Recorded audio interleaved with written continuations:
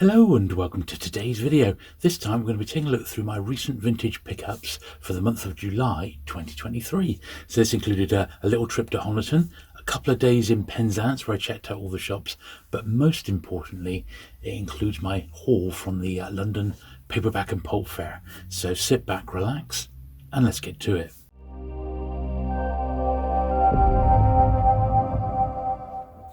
Okay, so quite an epic month, and we're going to be starting with this Foursquare here. So, I would say the majority of the stuff we're looking at today is stuff that's come from the London Paperback show, and boy oh boy was that a fantastic event. I saw lots of stuff I'd never seen before. There was a lot of books that were like £1 or £2, so I picked up a lot of veritable bargains here. And this is the television tie-in to this PG Woodhouse here. Not one I recognise, this Jeeves one.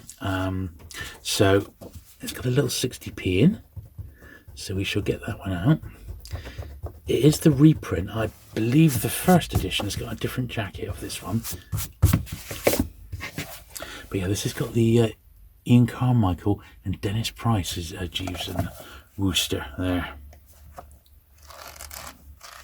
Certainly never ever seen this one before. Yeah, I've got at least one other Foursquare one in my collection, but what we'll do, we'll have a look through each of the books. We'll make sure they're okay internally, then we're going to brush them down, and then of course we're going to need to do a polish. So I should do like a big stack and then work on to the next stack. We've got some other bits and pieces as well. We've got at least 4 or 5 hardbacks. I've got some Everyman's library. I've even got an odd DC comic which I've been able to find in the last few weeks, which I'm pleased about. This is a Penguin, a 60s one, 1967, covered by Very Wright, The Chase. Yeah, definitely not got that one. All the Penguins that I picked up were pretty much all from memory. I just didn't have a chance to look through all my lists, and there wasn't any particularly early Penguins at the show at all. The dealers just didn't bring them along. I guess historically they never have, but there was people looking for them. So I think if next year or the next time they have that London show, definitely worth bringing some vintage Penguins along. I'm pretty sure, though I've not checked, I'm pretty sure I've got this one already, but it's not in such nice condition. I mean, it's got a couple of spine ripples. That's actually the glue rather than someone reading them.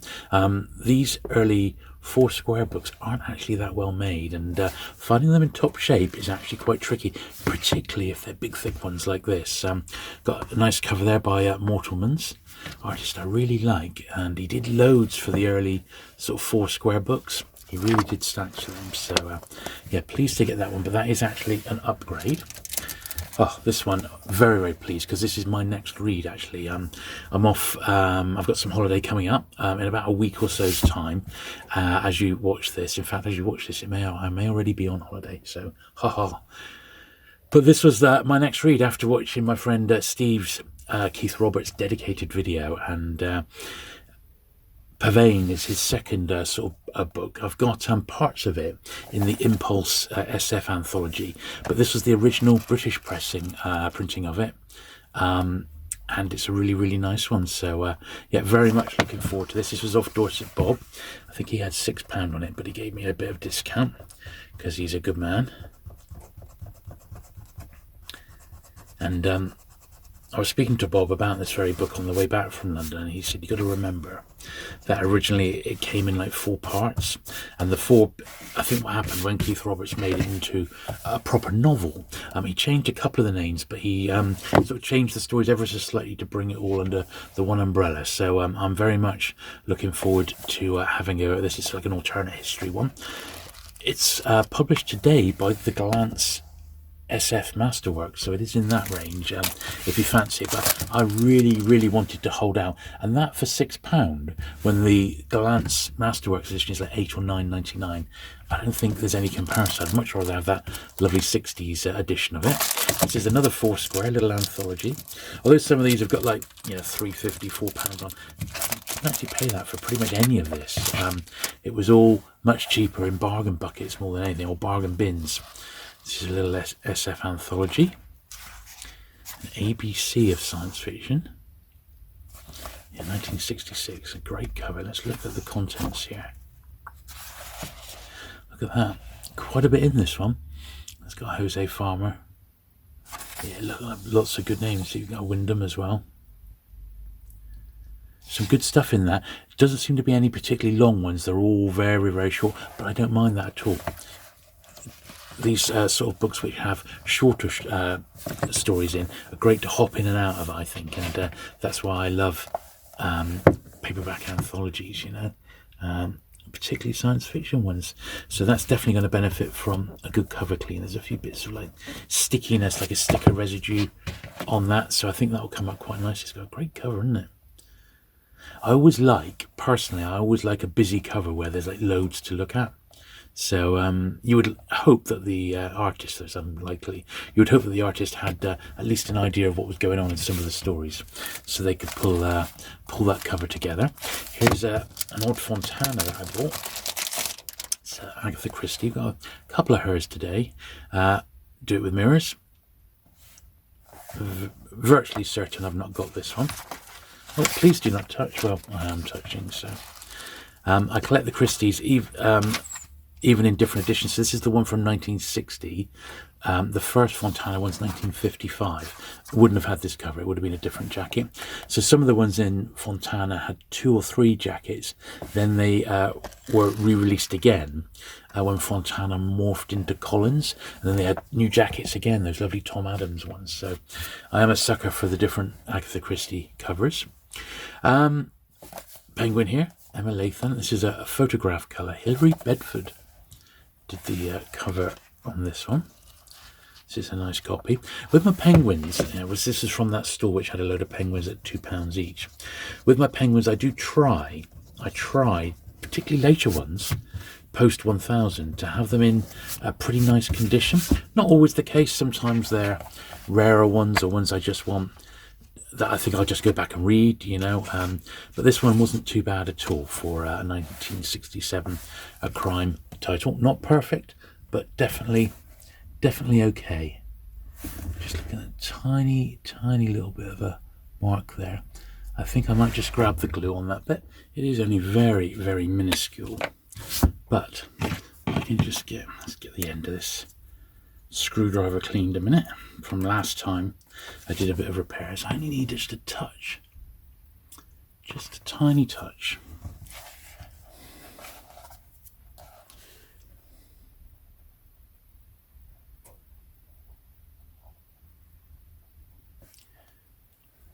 I'm hoping that'll be enough just to pop that little bit down there so it doesn't snag and get any worse. But apart from that, I mean, that's going to be absolutely fine on the shelf, so that's okay. There's another one. It was from the same store. They had a big pile of crime books, and I just went through and I just took the ones I knew I needed from memory, because collecting like later 60s penguins, there's an awful lot, of course, to get. There's, you know, a couple of thousand, and but I pretty much know the ones I've got and which ones I haven't. So Robert Lowry did the cover. They're very 60s, isn't it? That is a really nice jacket, and a nice broken spine on that one. That was definitely worth the money. This is a nice one. It's an early one, and it just sort of struck me. It's a great one, isn't it? Pretty old bag though, so let's hope it sparkles once we get it out. Yeah, look at this. Now, these Popular Library ones often have like weak spines. The glue's not that good on them. I've got a couple in this, right? In fact, my favourite one's Dare the Triffids in Popular Library. That's the American paperback first. That's a gorgeous one. But this is also very, very nice. Yes, here we are. 1952, second Popular Library edition. It's lovely. What a lovely jacket that is, isn't it? Teenage Hoodlums on the Loose. It's nice. Oh, another penguin. I'm just grabbing these as they come, really. The Case of Torches. Clark Smith.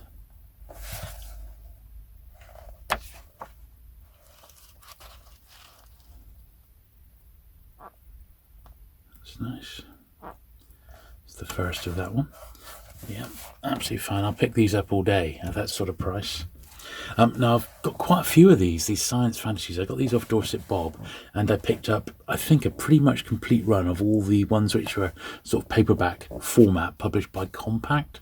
And I really like Compact. I've grown to really appreciate them just lately. And although not all the authors I like, most of them I do.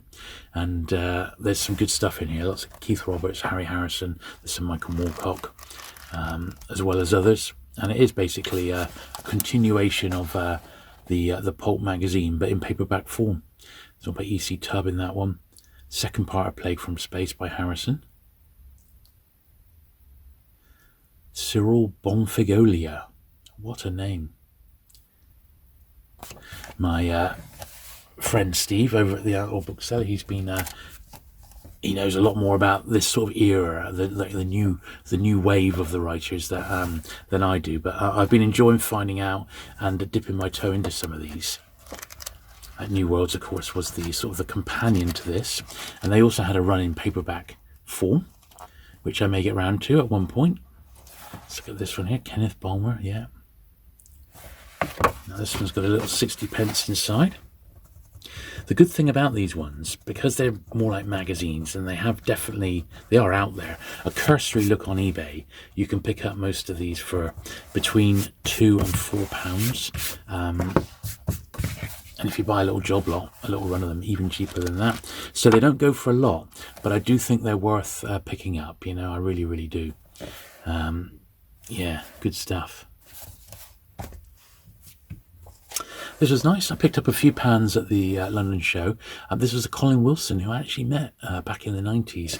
I did an event with Colin Wilson. He was absolutely fascinating.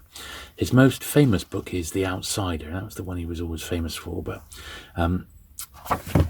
this is one that he had a few published by Pan. This is one I didn't have. And this was just £1, so I grabbed that. There was quite a bit on the pound stall. It's not perfect. It's got a little bit of a spine roll. But it was one I know I haven't got. Thankfully, I was collecting Pan in the early 90s, so the Colin Wilsons in Pan that I did own at the time, I managed to get signed by Colin Wilson. He was such a nice chap, and we filled the place up. And in fact, my friend Andy, who comes to the studio and we do his memorabilia and bubblegum card videos, he was also at the same evening. It was like an evening with Colin Wilson. Absolutely brilliant. Very, very nice chap.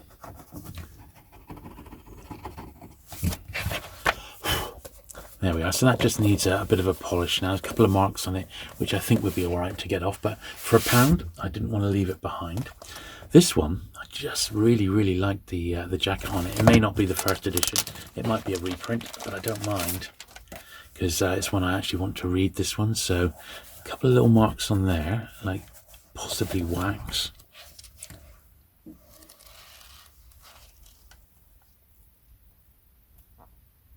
Yeah, then it's actually a reprint from the second year, so that's all right after it's published. I don't mind. I actually picked this one literally just to read, so just look a good one. I'm going to give it a clean up and a little bit of foxing, but I don't mind. As I said, it'll be a good one to have. What a great cover that is, isn't it? I like that one. And it's one I've read a few Aldous over the years, but nothing recently. And I remember just really liking him. He famously did the Penguin anthologies, and he edited those. So you must remember we've got some marks on there we're going to need to try and get off. He did the Penguin science fiction anthology, and there's a really great shot of Jimi Hendrix, like he's in like he might even be in a casket, like a coffin, reading a copy of the Penguin science fiction. When I edit this video, I'll slip a picture of that in, because it's a really, really great picture. And I shared it on my Instagram many years ago, my Penguin Book a Day Instagram, and Brian Aldous' son had picked it up, and he'd never seen it before. So he said, "Oh, fantastic photo of my dad here, of Jimi Hendrix reading one of my dad's books." It was like, wow, that must be so cool. Another nice Fontana here, Fontana 680, North from Thursday. Definitely haven't got this one, but there's lots of Fontana that I haven't got. But they don't seem to be turning up at charity shops and the like anymore. Yeah, first from 62, this one. I just remember back in the day, before I actually collected them, ironically, I used to see Fontana books all the time, and I remember agonizing over the really early ones, thinking, oh, I really fancy collecting these, but didn't really have the room, and I didn't want to branch out too far into other publishers. I wanted to stick to Penguin and Pan, really, because that, let's be honest, just doing those is like a lifetime's work, isn't it? But you come to a point where you just love the variety, and you want certain publishers just because you like them and you just want a bit of a change. So that's why Fontana made the list, and of course they do all those Agatha Christie's, which I love, so I wasn't going to turn them away. This is another one that was just £1. It's much more modern. It's an Arrow SF anthology, an early Arrow. So it's like turn of the 60s into early 1970 maybe. Arrow edition 1970, there we are. So it's never seen this one before, definitely. A Michael Moorcock preface, and he's got one story in there. Oh, there's a Ballard. Hold this. Oh, he's got two. Michael Moorcock's got two. That's a good little list there, actually. Some good authors. The new SF. That's got a really nice shiny cover. We'll be able to clean that right up, that. But internally, that's absolutely fine. And for £1, I love a good SF anthology. Now this one I have already got, but it's not in this nice condition. Look at that nice white, bright white spine. So I'll give this one a polish. I do collect Ed McBain in paperback first, and I've got a pretty comprehensive run. I don't think I'm missing many of the 87th Precinct anyway, and of his other works I've got a pretty good run of it. But there we are, yeah, 1970. I was pleased with that. This was on the pound stall again, so you cannot go wrong with that, and I'm certain it's better condition than the one that I've got, because these early ones with a little sticker on, they are quite scarce in a pan edition. Now this one has also got tiny little split at the bottom of the spine, which is a bit of a shame, but it's still better than what I've got. And it's not even repairable. It's like the covers just come a couple of pages and it's just come up a bit. It's just a tiny little fold I can glue back. So I'll do that, and then we'll give this first stack a brush down. We've got a lot to get through today, an awful lot. But after, the London show, and I've had a trip to Honiton, which I went up with my friend Andy, went in 3 bookshops, but only picked up a handful of books. Went to Penzance for a couple of days with the wife, and I took my parents along.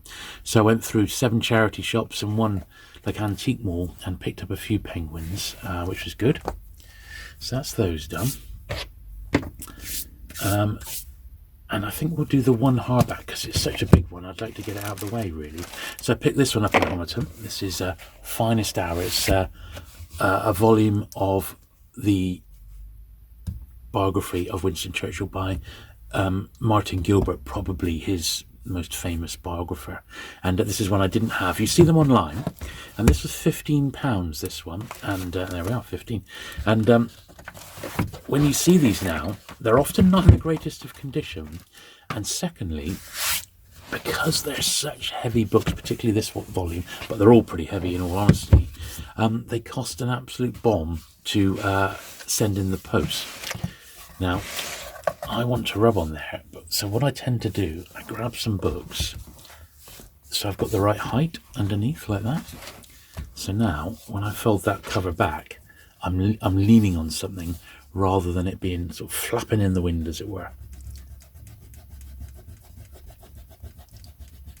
Now, the first 2 volumes were done by Churchill's, was it Churchill's son or his grandson, Randolph Churchill? I think it was his son. He did the first 2 volumes, and then Martin Gilbert and his team took over and did all the rest of them. And the series, the potted sort of biography, like the volumes that I've got here, are done in about 8 volumes, but they then went back and did it in much more detail, almost like day for day, with all his letters and everything else. He was so prolific, and Churchill saved every single scrap that he ever wrote, pretty much, and it was all ultimately pulled together in these volumes. Now I'll just do this one on its own. So anyway, this was one I didn't have. Very, very pleased to add this to my Churchill collection. I'd love to get some of his other stuff, but he's just so expensive to find or buy nowadays, you know.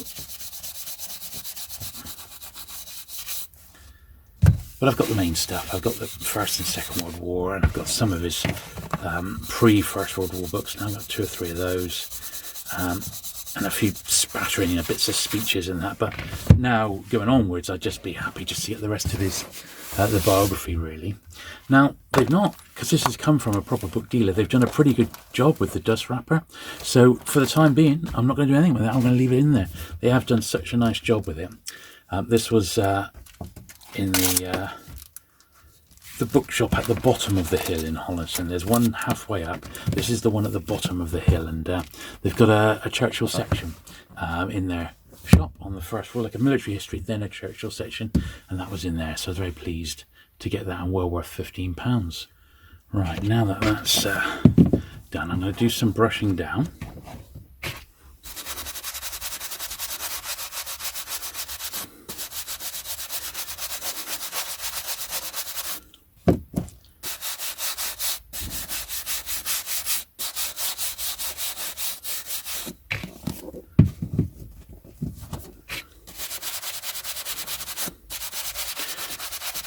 Of course, most of this has come from dealers, not all of it, but most of it. So I don't envisage the books being horrifically bad, but there will be some that are definitely going to need more work than others, shall we say. And this old US one, which is a shorter shape, shorter size.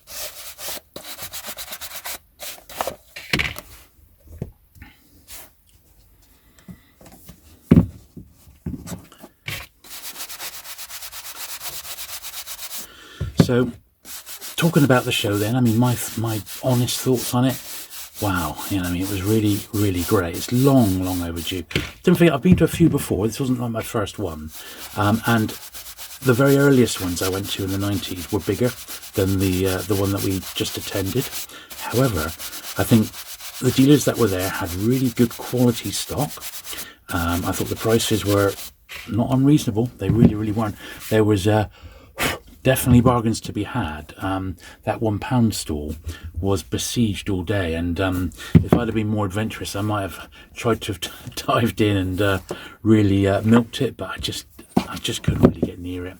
And I wanted to, you know, I was helping Bob out, and I wanted to just make sure that I filmed all the other stalls rather than miss anything. And I think the videos ended up being pretty comprehensive as well, and a lot of good stuff in the ephemera fair as well. Picked up a few bits in there. And I think, on the whole, everyone, punters, dealers, really, really had a good time. And I think there was definitely something for everyone. You know, with so many books that are just, you know, from £1, you could have gone along with, you know, 20 quid and got away with some good stuff.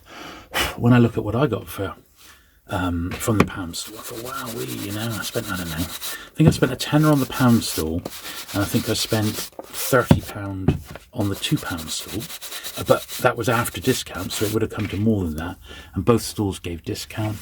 And then there were other dealers that were doing, like, you know, 4 books for a tenner and things like that. I mean, the place was full of veritable bargains, so everyone gave a little bit of discount, because it's almost like expected. You know, you pay a bit of cash, it's a bit of a wheeler, a bit of a dealer, you know. It was great, great fun, I have to say. It really, really was. Right, now that's that first lot. Now I'm not going to do the polishing yet, because I'm going to go through these and I'm going to sort out which ones actually can be polished, because they won't all need it, and some of them can't be because of the sorts of covers that they're on.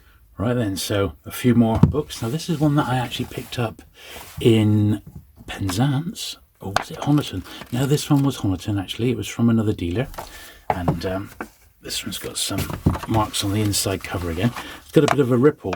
I picked this one up in all honesty because I hadn't picked up much in the way of vintage paperbacks that day, so I felt I needed to come away with something. Have you ever had that feeling where you've gone to a shop and you're like, oh, I'm really disappointed I've not ended up finding anything, so you just pick up something which maybe ordinarily you might not have, although, you know, it's a Foursquare, it's Carter Brown, at the very least it's going to be a good old read, isn't it? It's got that lovely jacket. Actually, that jacket is superb. It looks like it has been swiped from an American one. I can see a very, very faint picture, and yeah, how could I turn it down? It's got a Robert McGuinness cover. You can see I should have had the clue with his impossibly long legs on his ladies. It's a Robert McGuinness. Look at that signature. That was worth the admission alone, wasn't it? Awesome. There you go. You see how cool was that? Oh, I didn't meant to look at the dates on this actually. Dear, dear. 1964. Look at that. How brilliant, isn't it? Right, a Penguin Modern Classic. I think this was also from Honiton as well. Yeah, a couple of quid. Part of the Penguin main series, but also under the Modern Classics banner. Yeah, that's lovely. Now I've got a couple of these actually. The second one's there. This was also in Penzance. It's one of the hardback buildings of England, so don't get the hardbacks very often. £4.50.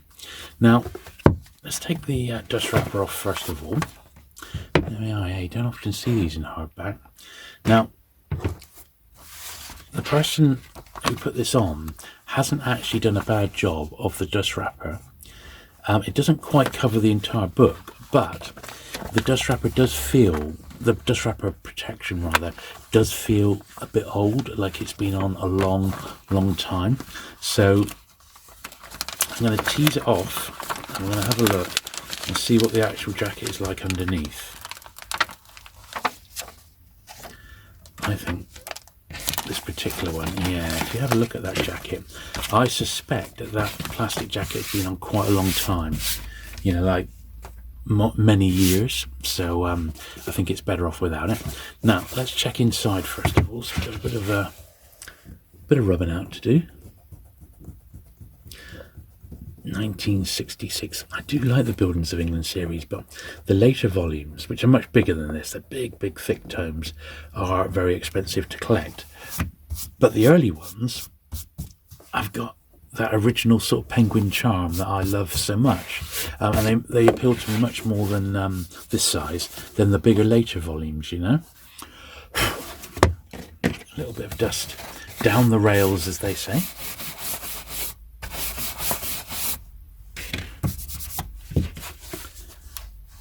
Yeah, it's going to be quite an epic pickups. It's been a long time since I picked up this much, but obviously I got about 70 books from the London Paperback show, so that was the reason why. Very, very little off eBay. Nothing, in fact, nothing off eBay this time round. There we are. Now, because this is the hardback, I'm just going to finish this one off now by doing this top page. Now, it has picked up some storage dust along the top edge. Nothing unusual with a hardback. There we are, and I can't really do much about that spotting, but the main thing is ultimately when I put it back on the shelf, it's clean as we can possibly get it, you know. Now let's have a look at the dust wrapper. That's all right. It's a penguin, a paper penguin one. I mean, it's about as good as you can get for 1966. It's almost 60 years old.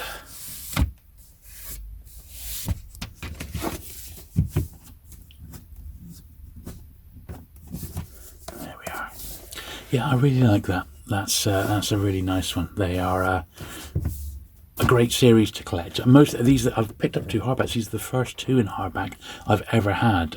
Usually they're in paperback, and the paperbacks are absolutely gorgeous. They really are. So let's do the second one because it's just here, which is Berkshire, and it'll be the same thing. It was from the same seller, probably the same collection and the same price. So we'll go through the book first of all. This one's a little bit thinner than the last one, and these are absolutely full of stuff. So look at this. This is near Marlow on Thames. I wonder if that's actually in this book. I'll have to look it up in a minute. Someone may have visited and recorded the day. There we are, 1966, the same year. Buildings of England, number 30. 450 is pretty good, isn't it, for that? The hardbacks tend to go for about £10, 10 to 15 on dealers' catalogues, or Penguin specialist dealer catalogues. So £4.50 was a veritable bargain. I mean, the paperbacks go for that. You know, £4 to £6 for a paperback in a dust wrapper. So that was good. It was one of those, the place in Penzance was one of these little antique malls where people go and they hire a cabinet for a month. And it was packed out, and I overheard someone at the end say, "Oh, how much is it to hire a cabinet?" He said, "It's £70 a month, and there's a waiting list. It's full up." So I thought, wow. But I suppose if you are an antique dealer, you can fill your cabinet up, and you don't even have to be there. You know, you just let your stuff sell, and someone's there with a key to your cabinet, and you just go back once a month to collect your rent and your takings, I guess. Right, so this is the same. Once again, the actual cover seems a bit worn, although this dust wrapper is a little bit more fragile than the last one. But even so, I think it looks better out of it than in it, personally speaking. There he is, Nicholas Pevner, Dr. Nicholas Pevner. Spent a lot of his time going around the UK in his Morris Minor, going to all these places and writing up the Buildings of England series. You know, a very well travelled man, I would imagine. And although I'm not, an absolute scholar, and these are not the top part of my Penguin collection, at this stage of the game with Penguin, these are the sorts of ones that I get, and I'm constantly amazed at the quality of the books. But look at it. It was 25 shillings in 1966. That's a lot of money. That's like £1.50, isn't it? Or £1.25 in modern money. And that was 1966, so this was not a cheap book, And that's worth remembering. Another great Penguin. Look at this. What is this, I hear you cry? Well, this was one of the last 4 Penguins I needed to finish my set of the first 1,000. This is the first one I've got this year. So I'm now down to 3 only books. And I got this off a long-term collector who is now downsizing. He's going through his collection at the moment. And he knows the 3 that I want. And I've been advising him. And I've even offered, potentially, to give him a hand to sell his collection. The ones that he's got left. So watch this space. I may well have, in fact, 2 vintage Penguin collections coming my way, which I'm going to offload on their behalf. So this was nice. This was also from Honiton. It's a science fiction one. Don't think it was expensive. Maybe £2 or £3. £2.50. Yeah, well worth it.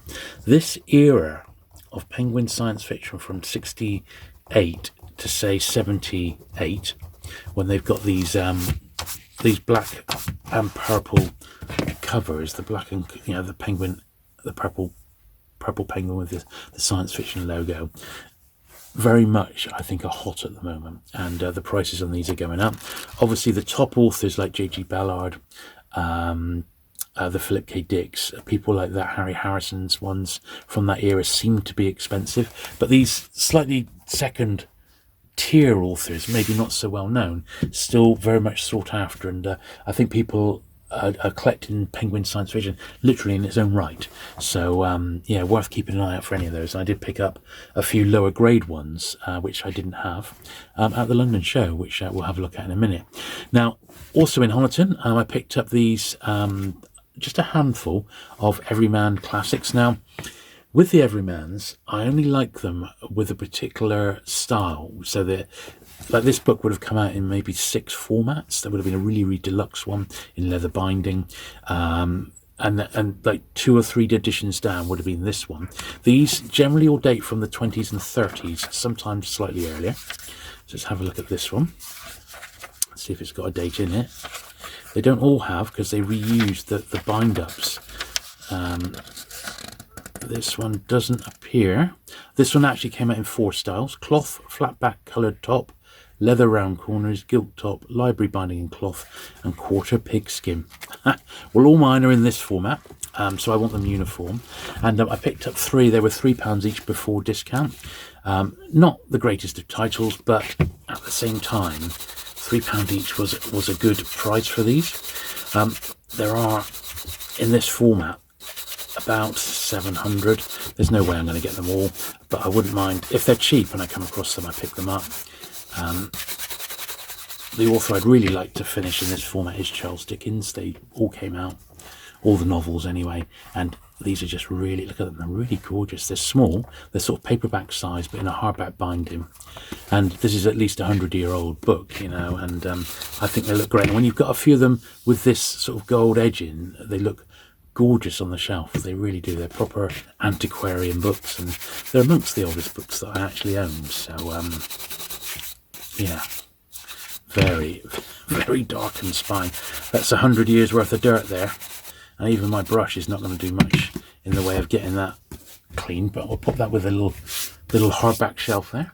We've got a few more paperbacks. This is an odd digit. I didn't pick up loads of digit at the London show, but I got a few, shall we say. So it's one of the ones I didn't have.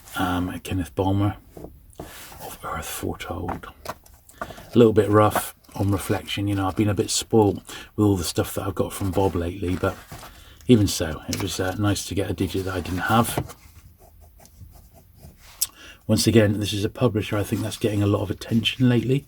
I think they've very much gone up in the world of collectors, and I think people are quite keen to collect digit books. They are great. I think they're really good. I've got a very soft spot for them. There's not that many, you know, ultimately, and there's only a few that are big money, you know.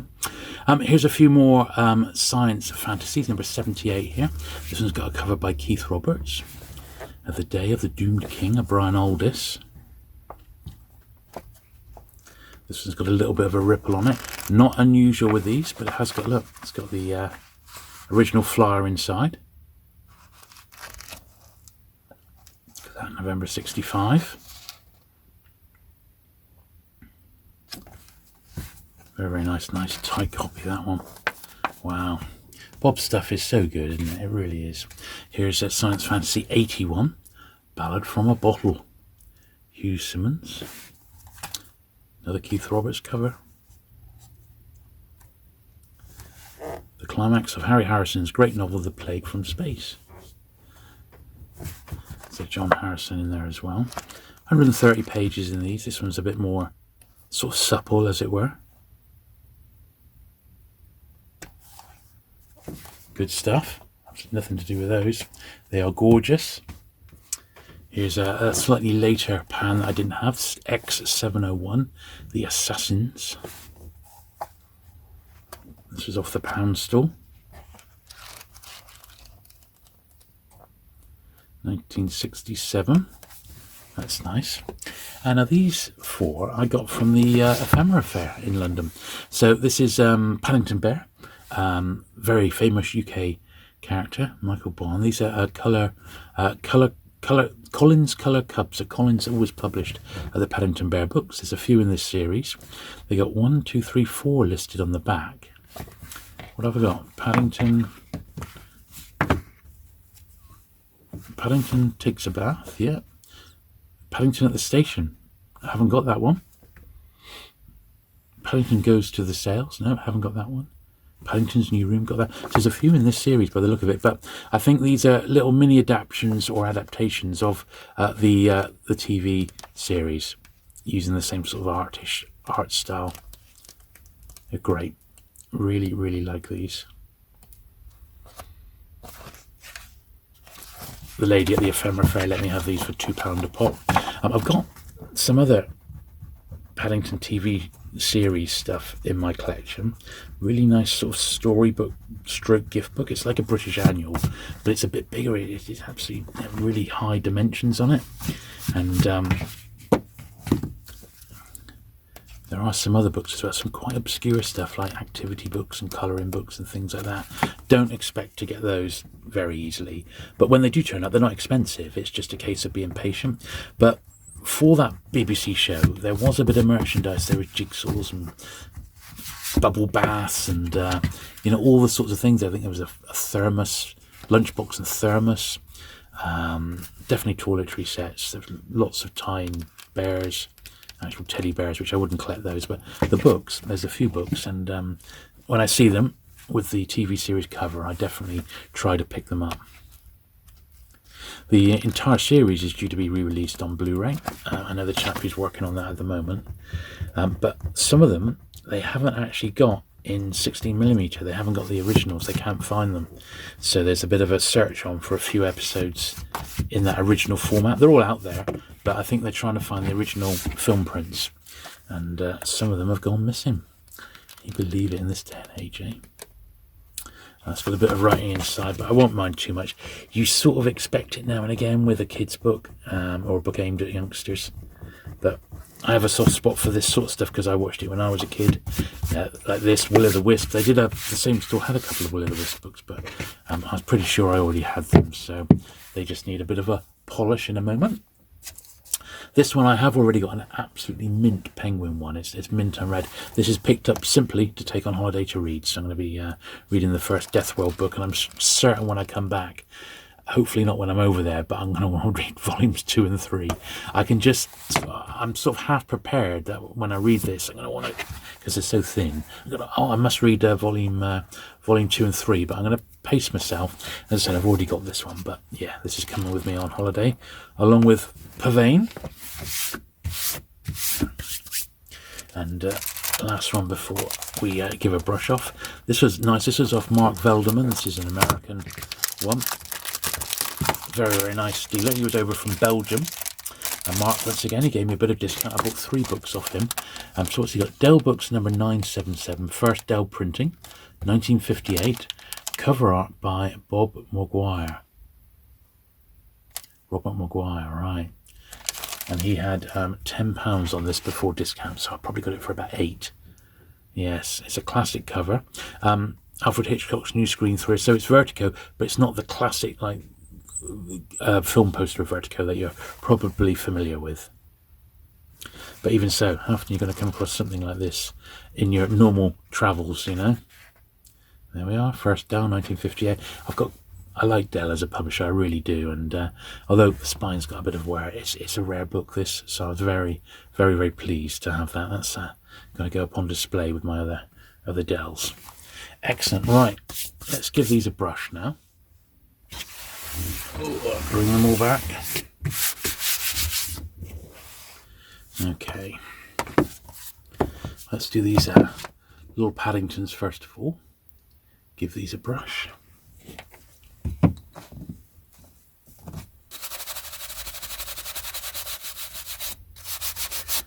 Not too bad at all, actually.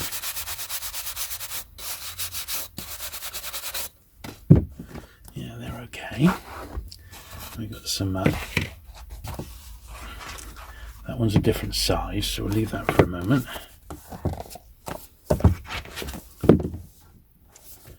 It's also a little bit higher, but we'll be okay.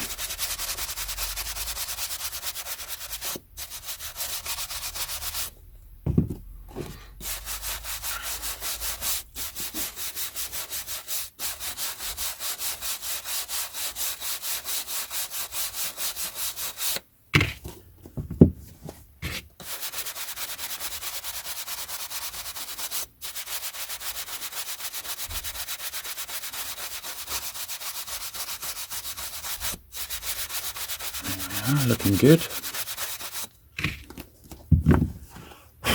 Yeah, excellent stuff.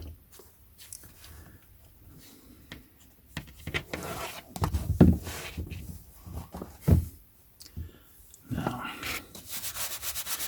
careful because I've got that rare crossword book in there. But it's encapsulated with its fellow books, so it's not going to get any sort of damage at all.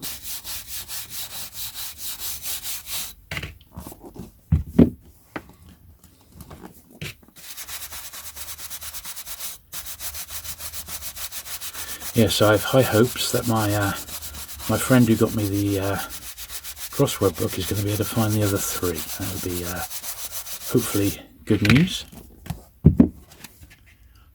Lovely. Okay. I said some of these are going to need polishing, some of them won't. This one here, Vertigo, we're going to do on its own. although it wasn't too bad at all by the look of it.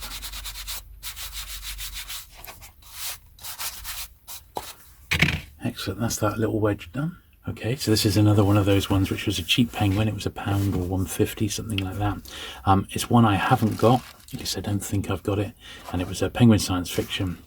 It was a farce in 1969, so he's got a single solitary crease, which has probably been read just the once. So I'm more than happy to have this one in my sort of later Penguin collection until a better one comes along, because as I said, I feel that these ones are getting hot at the moment, and they're worth grabbing if you see them.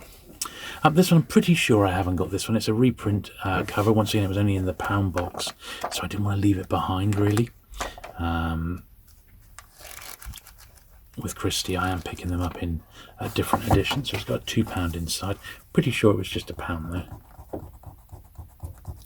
But even at £2, it was worth it for a Christie from this era. It's not the first, it's the reprint. Yeah, the 58 edition, probably with the second one with that number, I'm not sure, but yeah, nice, that's okay. This one here then, the Jokers. So a friend of mine, David Hyman, informed me that this one here, Martin Sands, is actually a pseudonym of author John Burke, who wrote loads and loads of movie tie-ins, and this is no different. This is a movie tie-in with Oliver Reed and Michael Crawford.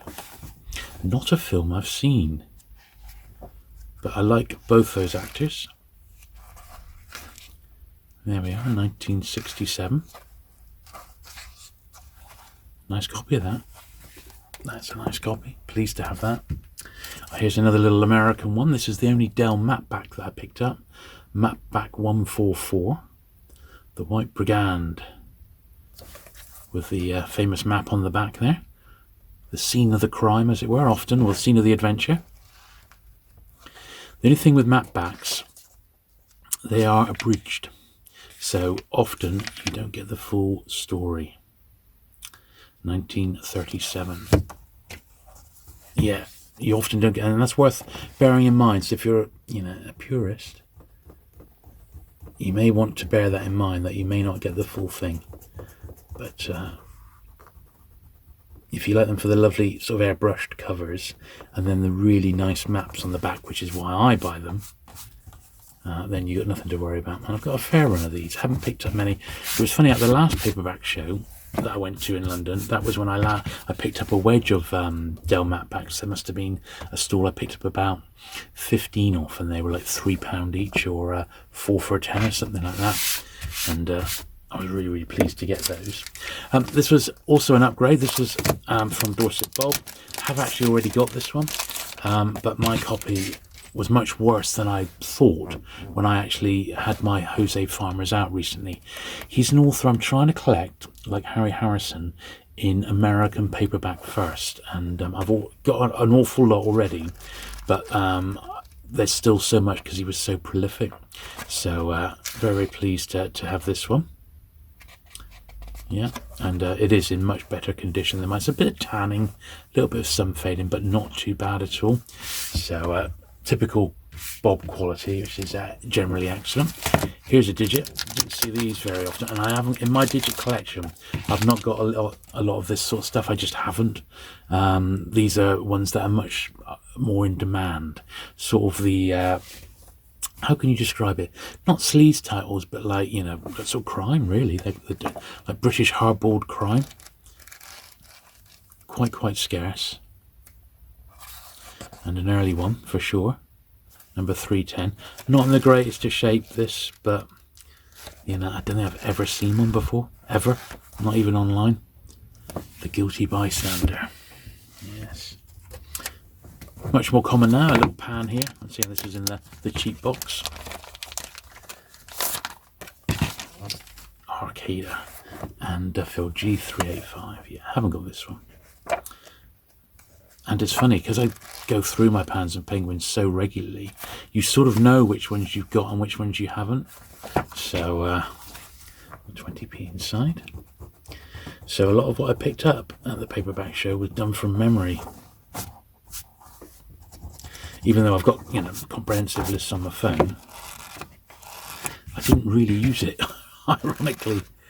Just felt I didn't have the time. That was more than anything. I really just didn't have the time. There was so much to go through and see. And I thought the hours, 9:30 was a good time to open because there was a good crowd already built up by 9:30. But I feel it could have stayed open at the show another half an hour or so without too much trouble, honestly. You know, I think it could have gone on till 4 o'clock, you know. I think the demand was there. But what do I know? The Crocodile Hunt. Fontana 157, right, it's got a bit of bottom of the spine coming away.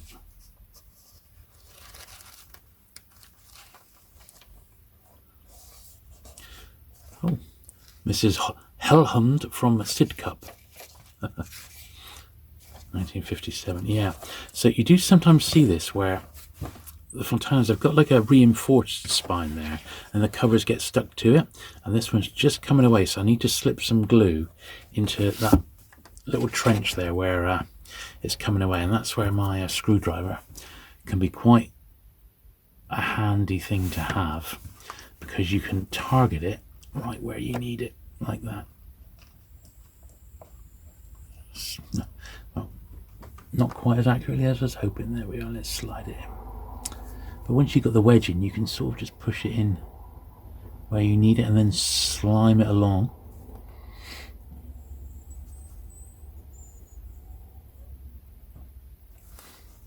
So let's see if it's got that bit in here. That's that bit. Then the other side, it was coming away on the other side as well. So if we, you see it's coming out there. So let's just pop that down. We'll try and get some in that gap there.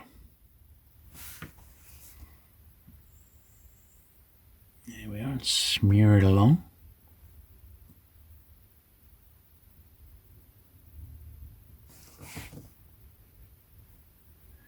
Just to stop this catching anymore.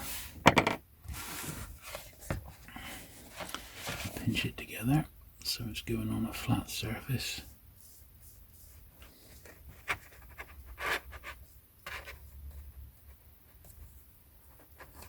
There we are, it's quite an early one, this.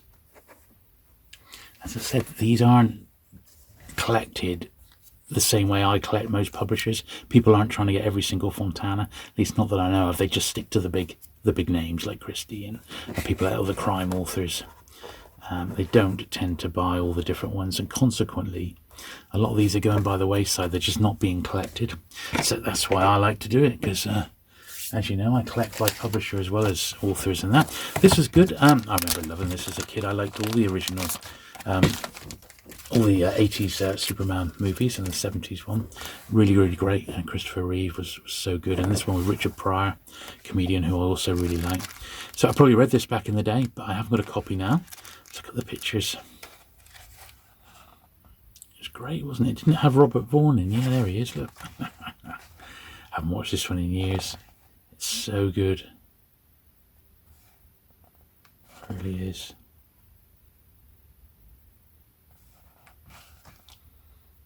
Fantastic. What a photo that is. That's great. Yeah, it's a nice little tie-in, that movie tie-in. 30p, someone paid for that. Yeah, I think what was it, £3 or £3.50? I don't mind that. I said before discount. That's really nice. Yeah, nice copy of that one. A couple more from this pile. This was a better condition digit. Verdict Afterwards. David Ensor. Don't know much about this author.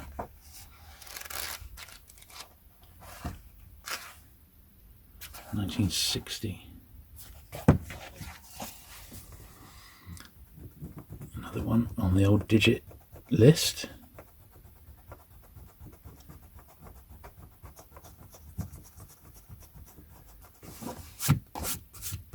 Yeah, so there was a few people I managed to interview at the London show. If you've not seen the video yet, but first was Stephen Jones. Now Stephen recently published the Kong book, but he's been the editor of books and contributed to books that I've been reading since I was a kid, you know, and I was fantastic to actually get to meet Steve, and he had a really good stall at the show as well. So I got to interview him. That is nice as well. Penguin Crime I haven't got. Also got to interview the show organiser, Neil, and Neil has been taking the reins of the Paperback show for the last 10 or so years, and he was very pleased to see it back. It's been a long time coming. He himself had a great stall. I had a couple of hits of stuff off his stall, which was cool. There we are. Lovely. That's a nice cover there. Who did that one? Oh, Alan Aldridge. How cool is that? I have actually got a separate wants list for covers by Alan Aldridge, and they're not always on books that you might think he's done some weird like penguin handbooks and stuff like that, but he's such a great designer. You know, I'd like to get them all. This one I picked up in Honiton as well, the blanket. I think this was about £3 from one of the second-hand bookstores. Yeah, £3. That's the dealer up in Honiton puts the prices on the inside cover. They didn't have a lot in the way of vintage paperbacks, sadly, but you know, I picked up a few bits, and we went into the toy shop at Honiton as well. Focus Toys, that was really good. There we are. Yeah, pretty nice white spine on that one. That's pretty nice, that actually. And this was also up there. It was a Midwood, so Your Sins and Mine. So there was a table at the London show which had loads of this sort of stuff. It was nice pricing, but it was mint uncirculated stock. Absolutely immaculate it was. So this one for £3 was a steal, because the stuff I was looking at in London for that would have been about 15. So I think I did all right for my 3. But it apparently the London table, the London dealer, I mean, it had all come out of a newsagent's, and it had never ever been on the shelf. It was mint uncirculated, and he had a lot of the books which were written by people like Lawrence Block before they were famous, Robert Silverberg, people like that. So those ones are, as you can imagine, highly collectible. Lovely. Oh, we got another couple of Everyman. So I said we had a few of those. This is a gallery of literary portraits, G. Gilfillan. Let's see if this one's dated or not. I said some of them were, some of them weren't. Looks like someone's put the number 348. Can't see any printing history in this one. No, it's not there. But as I said, this particular style only came out in the 1920s and 30s. I've got some from the 20s and 30s which have actually used pages from the teens, the 19-teens. So because they would reuse original pages basically in a more modern binding at the time, you know. Really nice. Don't often pick them up. I only pick them up when they're cheap. That's another £3 inside, which these all were, and as I say, gave me a little bit of discount on top, because that's what book dealers do. They understand our obsession.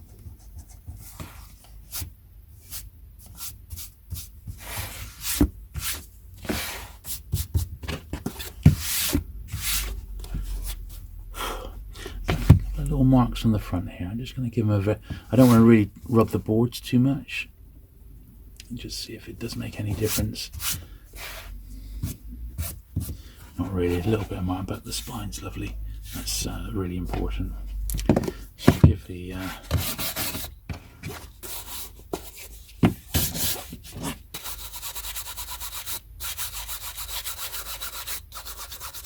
not making much of an impact on this old 100-year-old book, is it? The dirt is ingrained rather into it.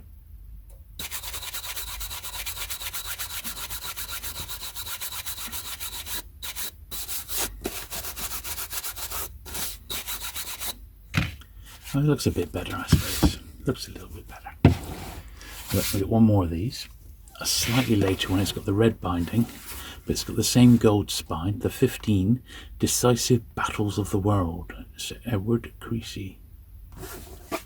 Slightly different binding here. So let's see if this one's dated at all. Yeah, so this one here, first issued in this edition 1908, reprinted 1910 and 1912.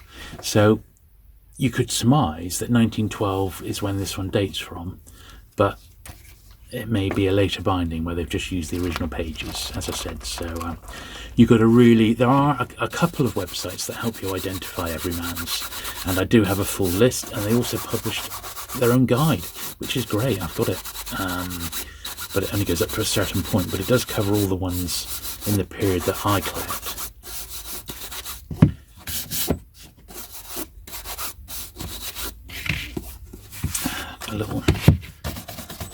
It's had a little splash on the boards there, but nothing I can do about that, sadly. But once again, for £3, I don't think that, yeah, for £3, you're not going to go far wrong, are you? For a 100-year-old classic Everyman hardback, when you consider the price of modern books, you know.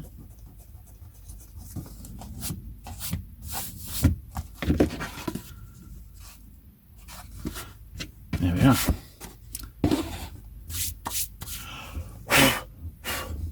Right, a couple more paperbacks. This is also from Honiton. Very pleased to get this. This is a Graham Greene, a vintage Graham Greene paperback. Stambowl Train in its wrapper. Quite unusual to find them in this condition, and he's a big name. You know, Graham Greene in paperback, particularly from this era, is a good find. You know, it really is. So I didn't even know this one existed, so I was really pleased to come across it. I've got quite a nice run of Guild books, which I'll be showing in a while. I'll do a collection update for my Guild collection, because I think I've figured out how it all comes together nowadays, because it's quite a complicated publisher to collect. I've got various series, and I think they mucked up the numbering. So as you can see, look, they got look at the back here. They've got a Guild 6, a Guild 9, a Guild 12, but they did the numbering from number 1. The Guild 9 started at 101, the Guild 12's 201, but fatally and foolishly they ran out of numbering because they just didn't expect it to go on any longer. So that's their fault, isn't it? What do they like, eh? Right, let's give this pile that I've got over here a brush down, and then amazingly we're about halfway. I kid you not. So as I said, there was an awful lot to go through today, but that's good. I love making these lovely long videos. I've been looking forward to going through these because once they've finished cleaning and making them look as good as possible, I can then go through and catalogue them on the computer, and the fun part then, add them to my collection. So but this is the main bit, and this is the bit I obviously share on the channel. So they're looking lovely, good stuff there.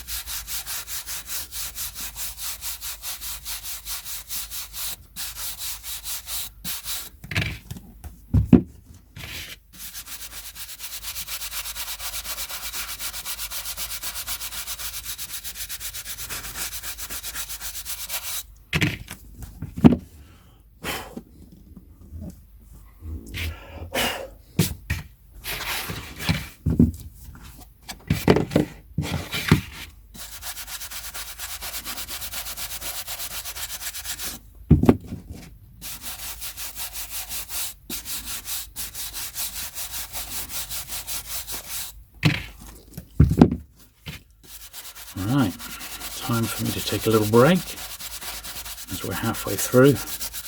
Get some air into the studio here, it's getting a bit dusty. And I'll get the next batch ready.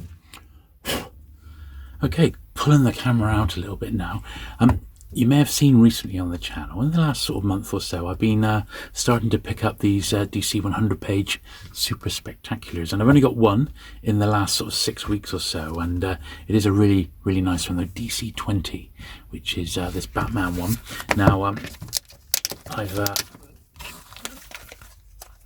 not been a fan of these old sort of comic bags.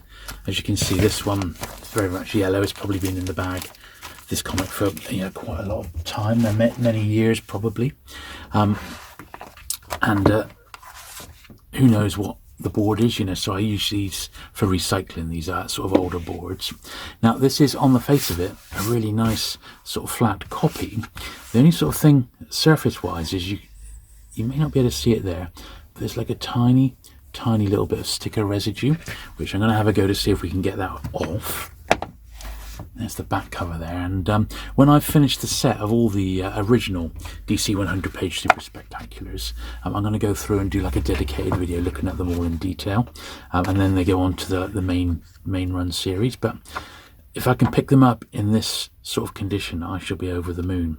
They do tend to be, particularly the big titles, people like Batman, this is September 73, people like Batman, for example, these tend to go for, well, about 15 to 20 pounds, but I don't mind paying about 15 if that sort of includes the postage. But what I'm going to do, a bit out of order, I'm just going to put a bit of the tiniest bit of polish on the edge of my soft cloth, dab it on there just to see if I can get that bit of glue off.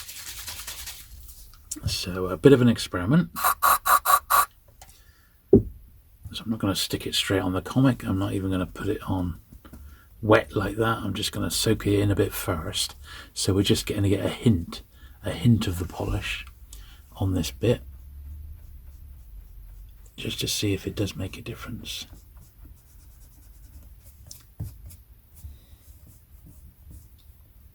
And it has. Yeah, you've got to go very, very careful.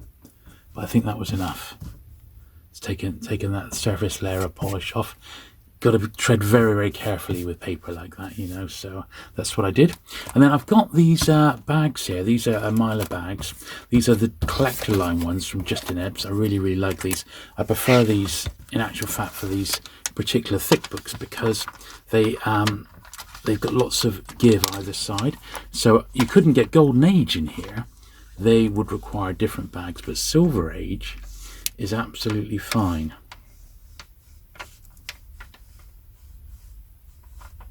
So being very careful, because the bags can be almost like razors if you're not careful.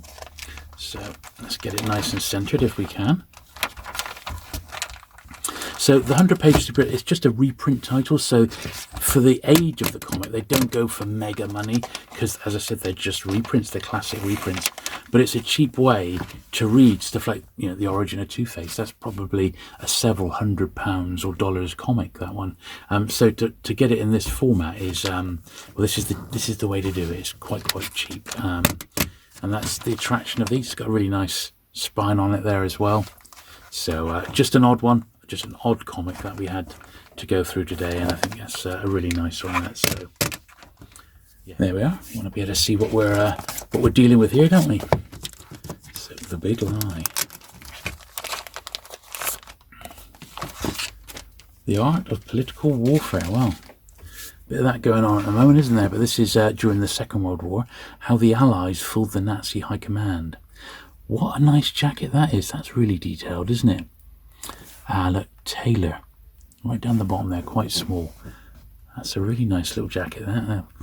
Looks like an RAF pilot washed up on the beach or something like that, doesn't it?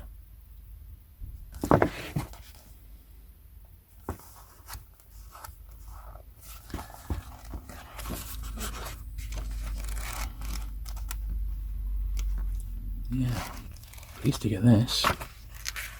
Not one I recognise at all. 1958. Look at that, it's got 6 pence inside. Ooh, 6-piecer. You're having a laugh, aren't you?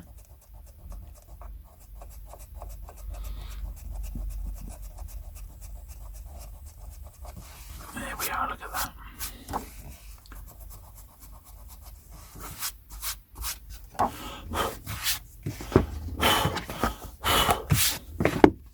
Lovely. There we are, the big line. Find somewhere to stick it over there. Right, a digit. Look at this, the Desolate Land. This is one, once again, I've never seen it. I've seen it in lists, but I've never seen one in the flesh.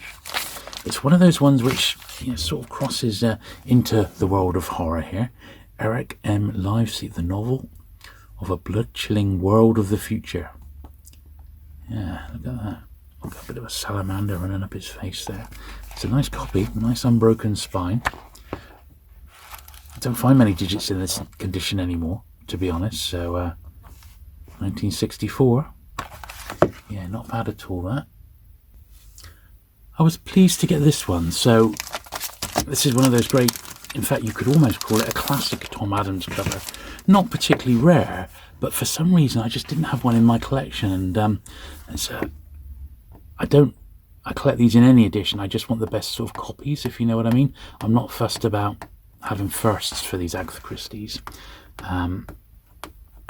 Just seeing there's a little mark on the front here, just seeing if I can fingernail it off gently. But out of all the Tom Adams jackets, this is one of my favourites. I have to say, it's really, really nice. There we are. It's left a little white mark, but it was better than the horrible bit that was on there. But look at that. And I know a lot of the Tom Adams jackets did end up in the hands of collectors, which is pretty cool, isn't it? So there's a fair few collectors with a Tom Adams or two. So first issued in Fontana 1957. The 9th impression, which is what I've got here, December 1970.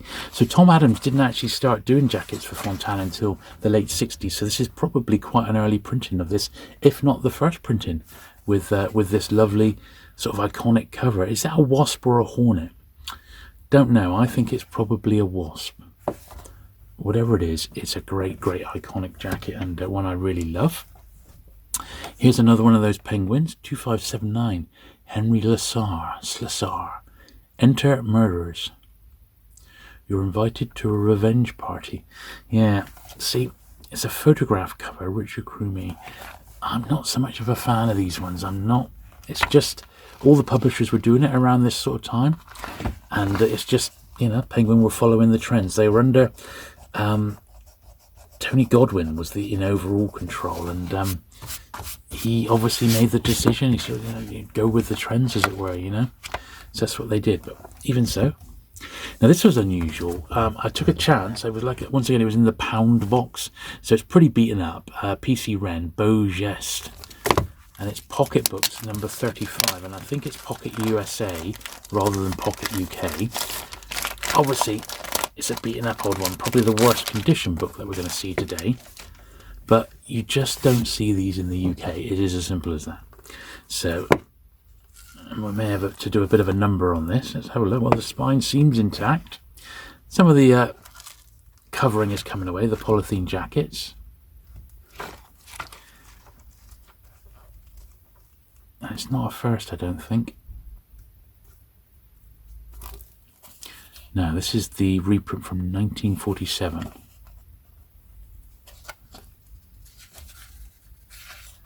Very, very new. It's the original jacket, and that's quite nice, actually, isn't it? It really is. Brilliant book. The Foreign Legion. Yeah, I don't have much in the way of early pockets, but that is a nice one from its early years. Pan, Call Me When the Cross Turns Over. Darcy Nyland. Okay. If I must. Hans Helwig, signature down the bottom there. Quite a complicated one for him, because it's a bit earlier in his career, I guess. And come the end, he was just doing one or two little bits. But this is a really detailed one with that the busy background there as well. That's lovely. This is G324. Not perfect condition, but it's not bad. 1960. 25p. That would have been all right for that, wouldn't it? Yeah, a little bit. I think the spine's already been repaired down the bottom there, not by me, but that's a nice jacket. That, I mean, that really is a cracker, isn't it? And the cross turns over. Here's another pan. This was I was pleased to get. Once again, it was a cheapie. So like a £1 or £2 one. I featured this one recently on my video looking at vintage nurse romance novels, a great reprint line which has appeared in the States, and this is one I didn't have in the flesh, so I'm quite pleased to get it. I borrowed a picture from Tim Kitchen, the Pan Collectors website.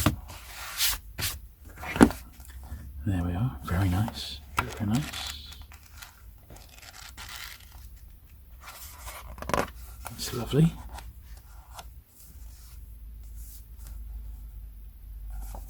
Yeah, listed as romance. Another one here, The Dupe.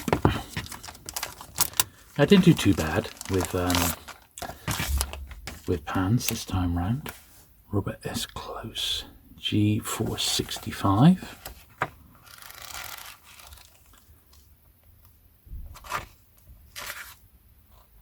1961 first. Yeah, definitely haven't got that one. Now, this one, I can't remember. I've got a couple by him. I don't think I've got this one, though. X386. I'm sure I haven't got this one. One of the slight issues with the Paperback show was that it was sort of in, not the bowels of the Holiday Inn in Bloomsbury, but it was quite near the back. And because of that, it meant that we didn't have any phone signal. So it caused some problems for people taking payment via like PayPal and things like that over the phone or Square, but also for people who keep their wants list in the cloud like I do. Now, unfortunately, I had a slight issue with my phone, and I hadn't downloaded my wants lists so I could view them offline. So completely my own fault, but because of that, I couldn't really check. So pretty much most of what I bought, I was buying from memory, but I don't think I did too bad on the whole. Right, look at this one. This was actually my find of the day. Death on the Nile. It's an Agatha, and I haven't looked inside this since I bought it. So Albatross published either 12 or 14 Agatha Christie's in the 1930s. They were the first people to ever publish her in a popular paperback format. And some of these are the first time that these books were ever paperback. Now, I got this from Mark Valderberg over from Belgium, which makes sense since these were published on continental Europe. It's Albatross Books Crime Club 1939 plus dust wrapper. Number 438. And he had it for £12. Now, even if the book had been falling to bits, I would have picked it up of him for £12. But the fact that it comes in its dust wrapper is absolutely amazing, because I've seen these go for an awful lot more, and when I say an awful lot more, I really do mean quite a bit more than £12. And Mark gave me a couple of quid off, so I probably paid about a tenner for this. So I think I've done very, very well. I mean, it's gone to a good home. I'm not going to resell it or anything like that. But I think as long as Mark made some money on it, hopefully he'll be happy. But I have seen these go for quite a bit more. Obviously, it's the 10 little, which we won't mention on this channel, which goes for the big money. But even so, any of those 12 or 14 Christie's goes for good money. And just look at the condition of that. Wow, wow, wow. Let's have a look inside. This was my purchase of the day. Not quite my purchase of the month. That was the Penguin crossword book that I needed. This is gorgeous. Look at that, May 1939. That is just, well, I am very, very pleased with that indeed. Done very, very well. Yes, and it was sat there for a little while before I spotted it, and I thought, wow, look, it's an Albatross. I saw a couple more Albatross at the London Paperback show. No crime ones at all. This was the only crime one I saw. And the fact that it was a Christie, well, I mean, that's just incredible, isn't it? It literally is incredible. So, I think we've done all right there. And there's not a mark inside. There looks to be a little mark on the edge there, which I'm not sure if that's in pencil or pen. So I'm just going to gently rub with my rubber, see if it does the business. It looks like it is. Looks like it was pencil. That's even more lucky, isn't it?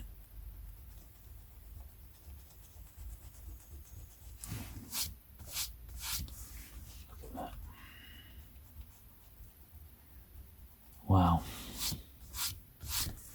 that was find of the day for me, that's really, really nice. So a little bit of wear on the front there on the dust wrapper, but you've seen what it's like underneath. What an absolute beauty that one was. So thank you for that, Mark. A couple couple more. This is a Panther science fiction, The Thirst Quenchers, Rick Raphael. Don't know much about this. Looks like it's going to benefit. It was only in the pound box. They were sort of too good to leave behind at £1. So any Panther SF for £1, you're going to pick it up. And so a little bit the worse for wear, but first printing, 1968. I'll give that a polish. That will come up absolutely fine. We'll give that one a little try. Put that one with the Panther SF. This one, once again, got a little bit of mottling in that, so it's got a little bit of wear on the front, but nothing that won't come off with a polish. So inside, actually quite supple. First Penguin, 1965, in the classic crime. That's nice. Not the most famous one. Penguin main series, 1961. So not going to complain at that, are we? I've got another science fantasy here from Compact, The Plague from Space, early Harry Harrison. I was reading a bit about Harry Harrison. I didn't know he worked on, he was also an artist, and he worked on some of those classic EC comics. I mean, wowee, what a career. He even worked, I believe, with Wally Wood, a classic artist. Or was it Steve Ditko? I can't remember. It's one of the two. But found there was a bit more money to be made as a writer rather than an artist. I think he was possibly an inker, so he would go over some of those famous artists' work and ink them. But that's the main highlight here, Plague from Space. But there was one by E.C. Tubb there as well, and a few others. That was number 79, Science Fantasy 79. This is nice, got a couple of Ellery Queens. This is a gorgeous, gorgeous Pef jacket. Just look at that Pef. Ellery Queen and $1 Million Corpse. How great. The one and only time I met Pef was at one of the London shows. Well, that's nice as well, a little flyer. And that was in 1992 or 3. Look at that. That's nice, isn't it? I've never seen one of those before. Read Anne Frank's actual diary. The intimate record of intimate right now, magnificently filmed. Look at that little flyer. Who played Anne Frank then? It doesn't say. This must be local. Look, Carlton Haymarket. I wonder if my friend Tim has come across that particular one.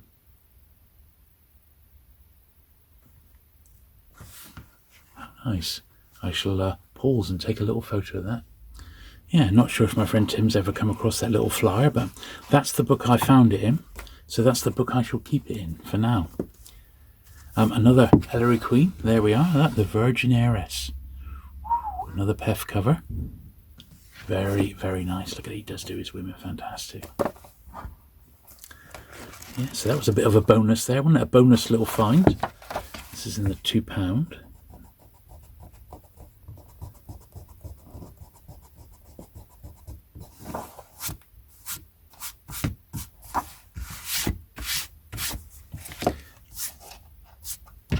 There we are. That's okay.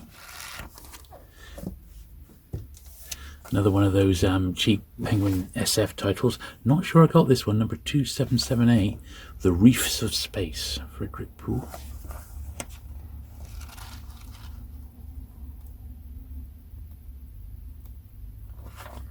Yeah, it's alright. That was worth £1, wasn't it? This is another one. The last of the 3 that I got off Mark Velderman. Gentlemen Prefer Bronze. So, Popular Library again, number 221, first edition from 1950. Cover art, Earl Bursey. Got VG minus, which it is probably a VG minus, but this is a rare book. It's got an absolutely classic cover. Yeah, Earl Bursey. You often see this one in like books of classic paperbacks. I was always looking to pick up a few little books like this, absolute classics of paperback collecting, and this is very much one of those. It's a little bit, what's the word? It's a little bit fragile. It's aged. It's not the greatest of condition, but it is an absolute classic. So I'm very, very pleased to get that. Yeah, very, very scarce, that one. This was £1. I couldn't believe it. It's a Lancer. Got a few Lancer books, but it's a Michael Moorcock, Sorcerer's Amulet. Nice copy of this. Got the purple page edges. Look at that. It's even got a little insert, which is good, an original advert from the time. It's obviously American, 1968. Look at that. That's pretty cool. It's an unusual Moorcock tome, that one, isn't it? There can't be many of those in Britain. Lovely sort of cover on that one. Trying to see if I can see who did that jacket. Doubt they've got a credit. I mean, it's just very, very unusual if they did have. Now there's no credit there. The artist's style looks quite familiar, so I'm sure one of our viewers will be able to tell us who actually did that one. Right, so let's give these all a brush down. Let's sort them into size pile first of all. Here we go.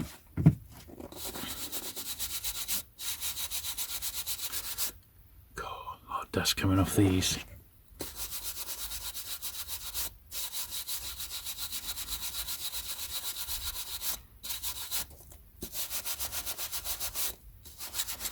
They're 70 years old, these books, in fact slightly older, the Beau Jests, so.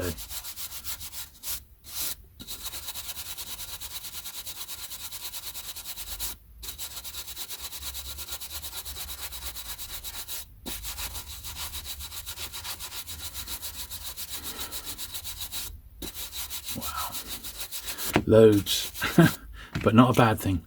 Let's got them cleaned up, which is the main job. These are a bit more straightforward because they're nice, simple A format books, not quite as old as those ones.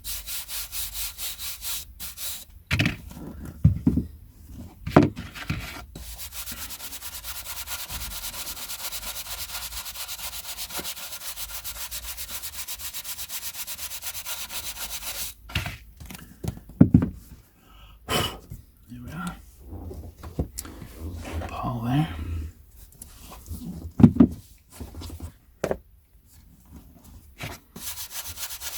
Look at the white pages on the Albatross, absolutely gorgeous. They were really high quality, so I think that's one of the reasons why people like them today, is because they've survived and they're beautiful pre-war books. They really are very, very pleasurable to read, and that does make a difference.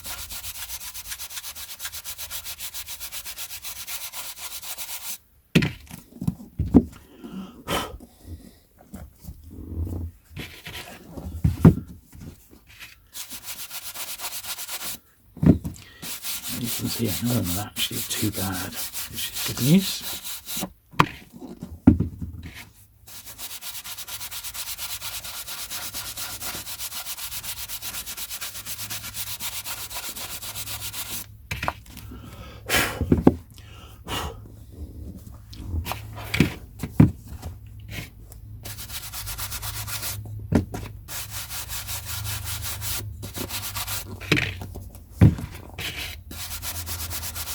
Lovely. Right, we've still got another stack to get through, and I got some of the larger format bits as well. Some POS to have a look at. Okay, so the one and only puffin today. I got this one in Penzance. It's a young puffin, so they're designed for, like, well, the 8s and unders really, I think, although that might be a little bit more advanced for an 8-year-old. I don't know. But yeah, young puffins are for the slightly younger readers. So, but it's one I haven't got. 33A. I always pick these young puffin ones up because they're B format and they haven't survived as well as like the traditional A format puffins. And this was only a couple of quid, so I thought that's okay. Don't mind paying that, you know.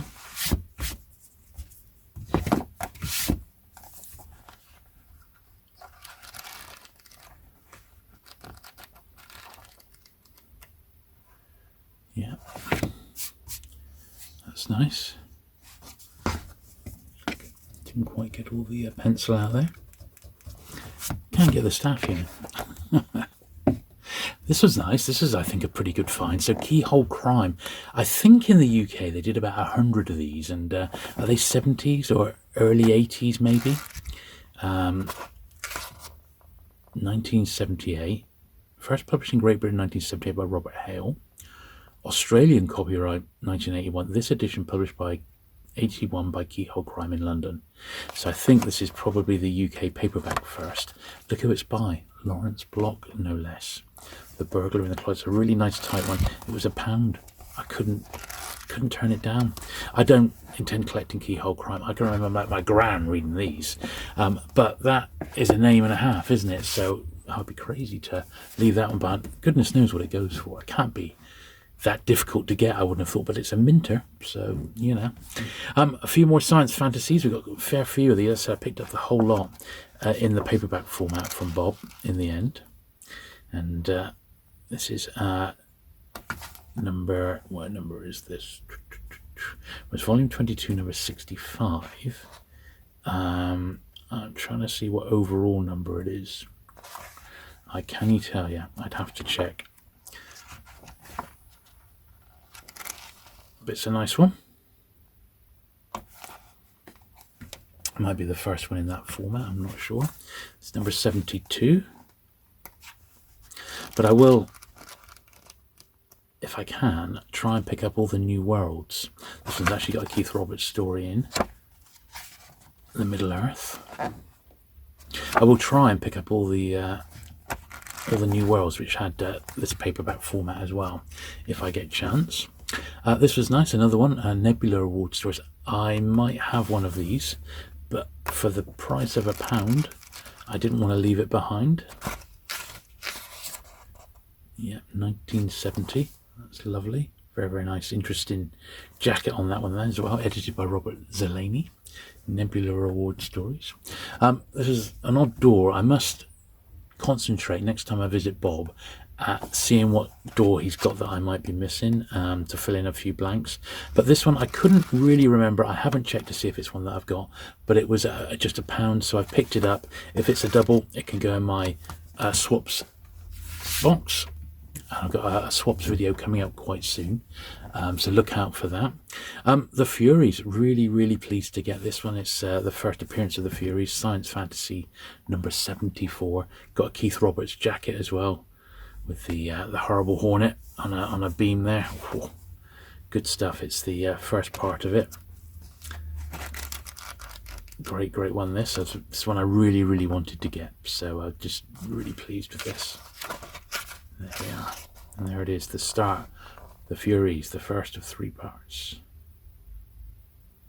Excellent stuff. It's good. What a great jacket as well on that one. The Desolators, Eric Williams, another Keith Roberts jacket. Second part of the Furies in here. Number 75. This is 77. I said I did pick them all up, so we'll have the whole lot. There we are. And once I've sort of licked my compact or got to a good spot in it, I will do like a little dedicated video on all my compact. I've got some of the non-SF stuff as well, which you don't often see. But I've got a few bits and pieces in my collection. But I would very much like to nail down all the SF parts first, if I could. The War at Foxhanger by Keith Roberts in that one. There's an Aldous as well. Very nice, beautiful condition. The stuff you get from Bob generally is great stuff. It's as simple as that, and that's exactly what he had at the paperback show. This is SF Science Fantasy 68. Harry Harrison, Rackham, Swan, and Keith Roberts again. This one's got a softer jacket. It's got a matte jacket rather than a laminated one, so we won't be able to give this one a polish. Not that we need to, but see what's in there.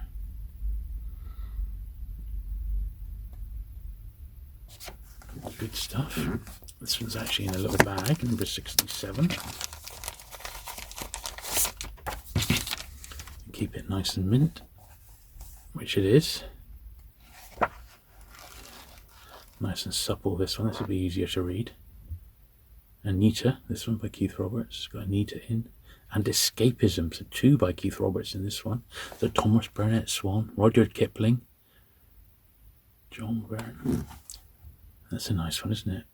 And I've got a Roberts jacket, at least it isn't credited for him. This is a Ballantine. I'm picking this publisher out. It's got a 10p on, which we'll have a stab at in a moment.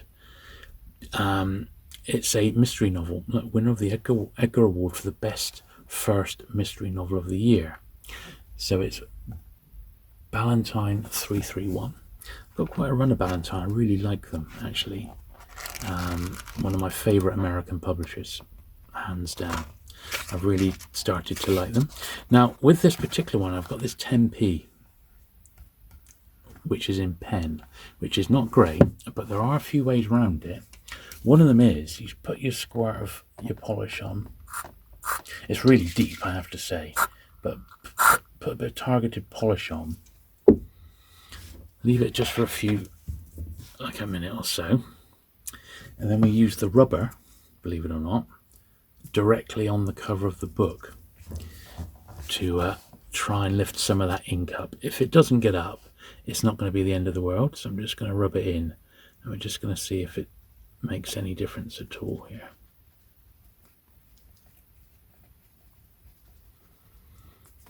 Not very well, unfortunately. It was a bit of a long shot, but maybe it's faded it a tiny little bit.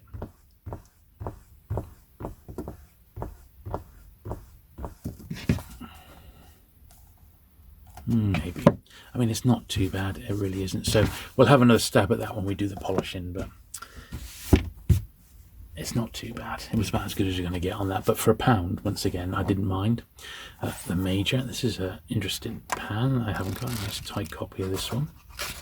This is in the £2 bin by the look of it. I've got a £2 sticker on. Make sure there's no polish left on my rubber here.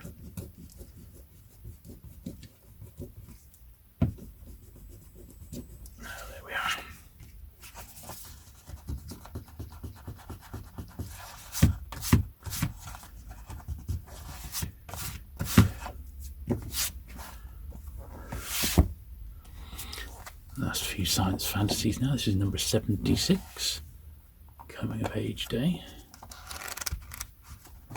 A really nice one there. Look, I've got the original flyer in again. Really nice when they're like this. They're real, almost like file copies, aren't they? These coming from Bob's collection. That's pretty much what they are. Number 70 here. Absolutely, almost like mint uncirculated, aren't they? Outcast by Harry Harrison there. Another Keith Roberts, the Jennifer. That's good stuff, isn't it? This one's got slight tanning, slightly yellowed there, but it was the best one of what Bob had, and he had like 3s and 4s and 5s of some of these. He was telling me on the way back from London that he would buy a collection. He'd buy a science fiction collection, and there'd always be runs of these in there. They were very, very popular at the time, but try finding them in nice condition. That's the trick, isn't it? And these are really, really nice tight flat ones. Here's the last one, number 69, that we're going to look at. As said, these will be the subject of a focus video looking at Compact as a publisher, and these will be part of that video when I've got a bit more and I know a bit more about it, and I've read a few as well. So look out for that probably towards the end of this year into next year. This is very nice, a Neville Shute, one that I haven't got, No Highway. It's a re-released one, I believe, just with a different jacket. So I don't think this is, oh, it is the first 63.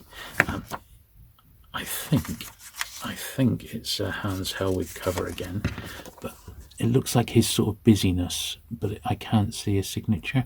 Often he didn't, or he'd sometimes just put his initials, HH. The star of the show is Neville Shute. That's as simple as that, isn't it? Now, there was one other last hardback that I got. I got this for my sister, actually. She doesn't know, so hopefully she won't see this before. It's one she's probably not read, The Mystery of Agatha Christie. An unusual one. It wasn't a £5, it was in the £2 one. Let's take out this £5 post-it note. So it was only £2, but I thought she'd probably like this as a bit of a read. She's a big Christie fan. And this one does look quite interesting. Might even give it a read myself. It's an American printing of this one. So,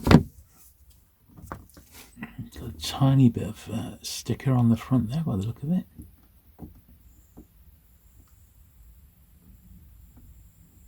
Yeah, I've got that off with my fingernail. There it is. Just a little bit of sticker. So we'll give that a polish in a minute, because this is the last book now. So we'll slip it out of its wrapper and just clean the boards, as they say.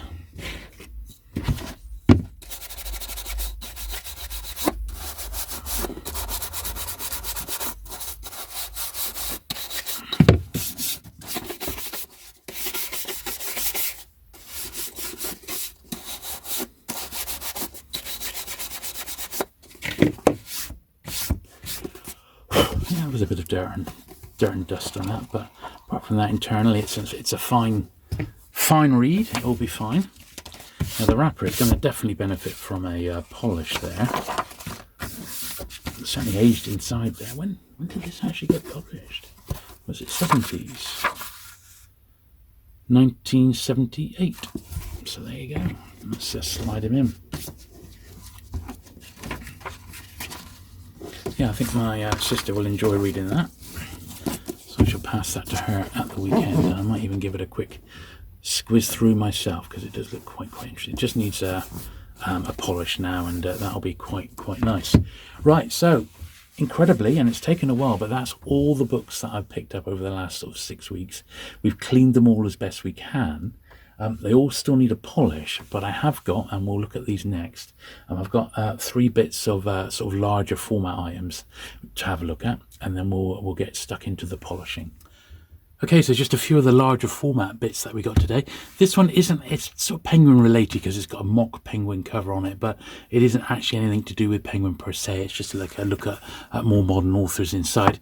Also, there's an interesting article where they critique Star Trek Deep Space Nine, which must have just been starting at around the time. This is April, May 1993. This is... I got that off Dorset Bob. He just gave that with my love of penguins. This is really nice. So this is quite unusual. So this is from Panther Books, and Panther, it says 21 years of successful publishing. So I'm not sure exactly when they're thinking that Panther officially started, but I'm guessing that this particular show card you're looking at the early 1970s really. Now this was off a chap called Steve Chibnall, and he has a lot of like bookshop related memorabilia over the years, and it had £8 on the back. So I see it has got a little pencil mark, so we shall attempt to get that £8 off. Is it in pencil or is it in pen? It's actually in pen, would you believe it? But there we are. It's pretty rare, that, I would think. Can't be many of those around. 21 years of successful publishing. It is what they call a show card. So it's just it's made of cardboard, and you put it in like a shop window in a bookshop. So summertime is Panther time, apparently.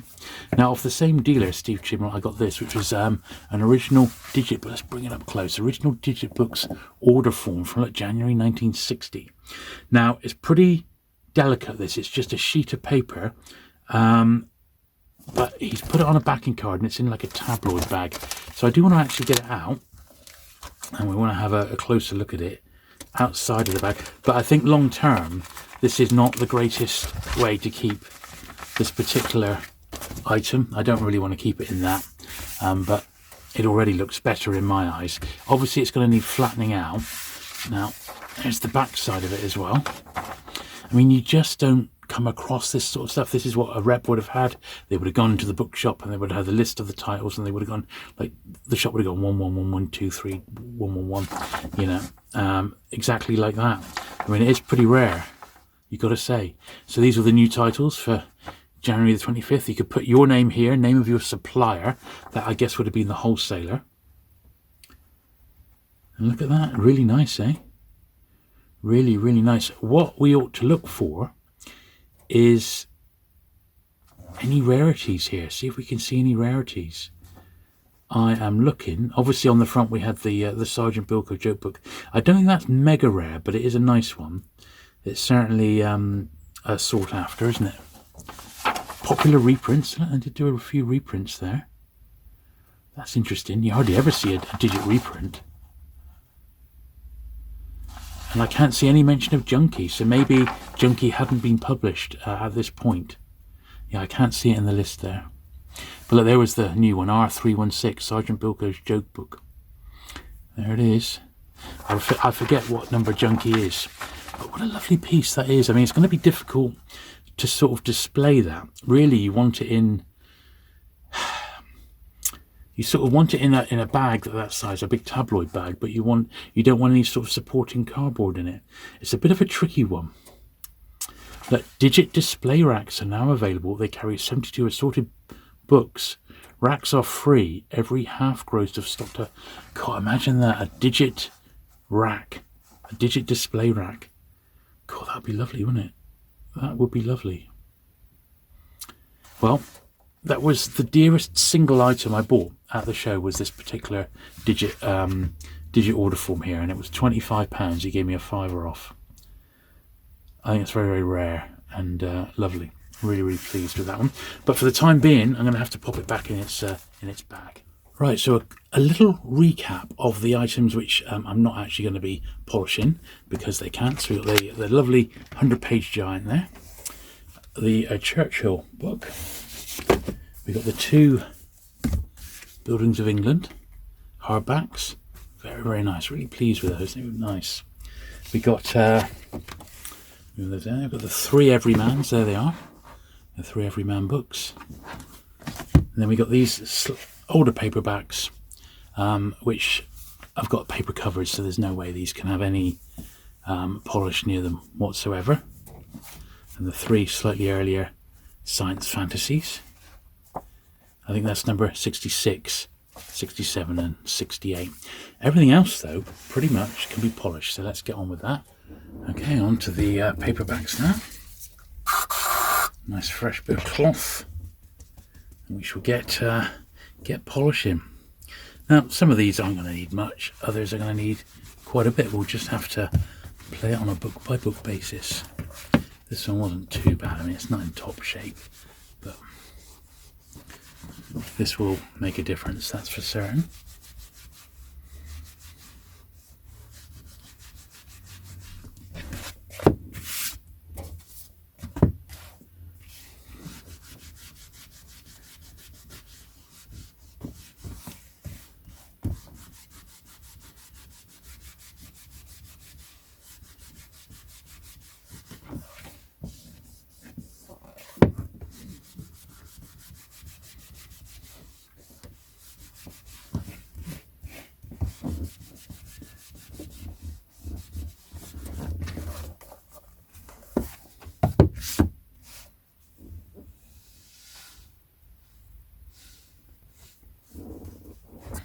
One, I think it's got some dirt on it, but I think a lot of it, because the cover is quite dark, a lot of it is almost like invisible, but I'm certain it's there.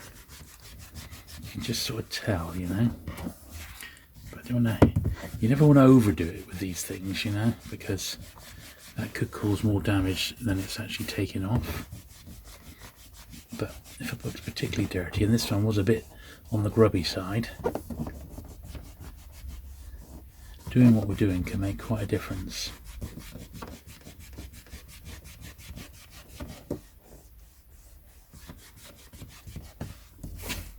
Look at that, we've only done 3 books, but look how much dirt's come off there. I think it is off this digit predominantly. That does look better than it did, let's put it that way. This one is clean, it's just tanned.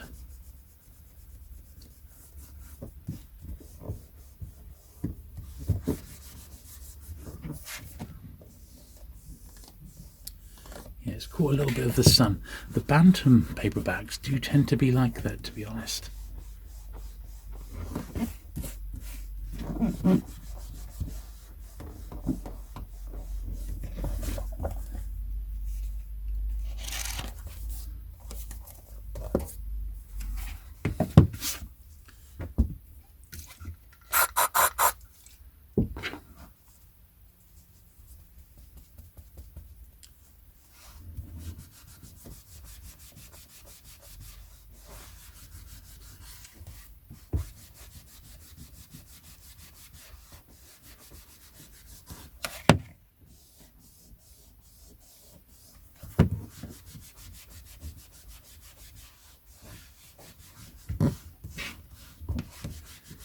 Don't often get Midwood books in my collection.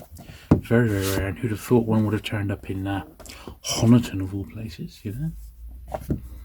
This is quite nice, this digit. Very, very nice. Clean cover, that, with a really nice white spine. That's not seen any sunshine, has it, that one? And that's what you want. That's what the books would have looked like when they were new. Nice and bright. Not sun faded at all.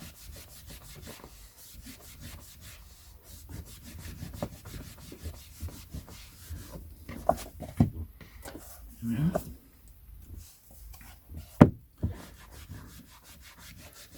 Funky Alan Aldridge cover.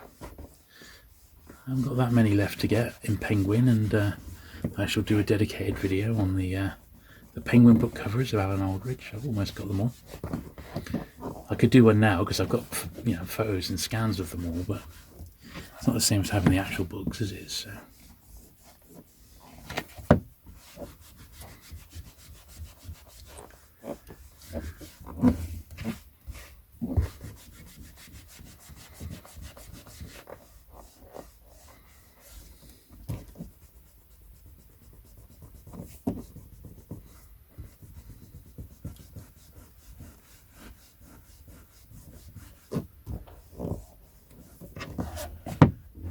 Yeah, that's lovely.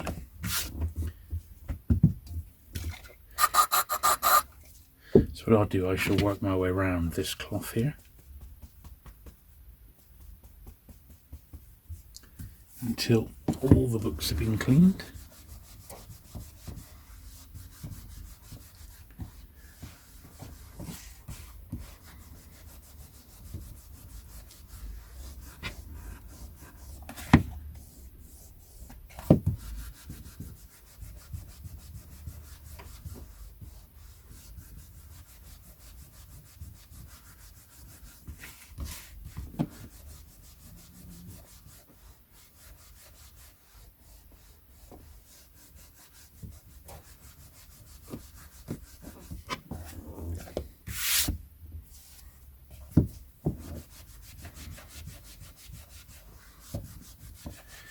Pleased to get this one.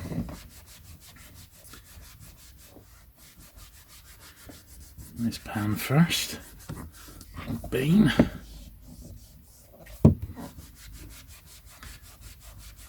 Sadly, it is one I've already got, but mine's not great, so it's a nice upgrade.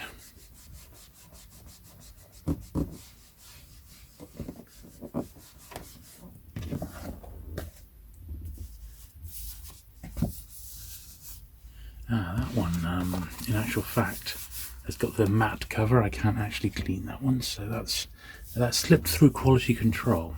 This one's a bit later though, and it's got a glossy cover, so that'll be all right.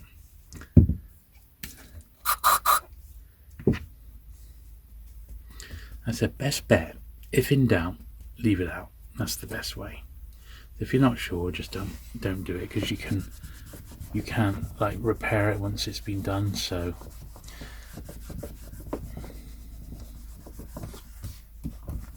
But a light clean on these is fine.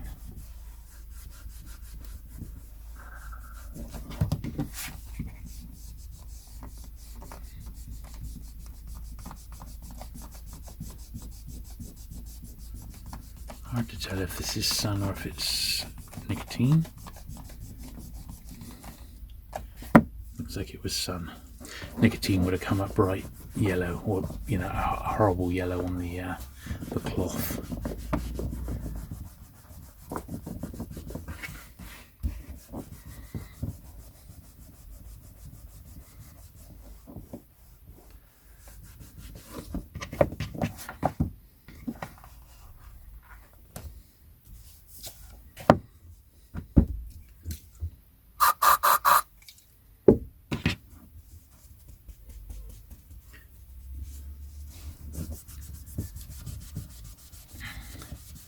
Yeah, so looking ahead, I've got the Matford Toy Fair in a couple of weeks. That's at Exeter, in the Exeter Matford Centre.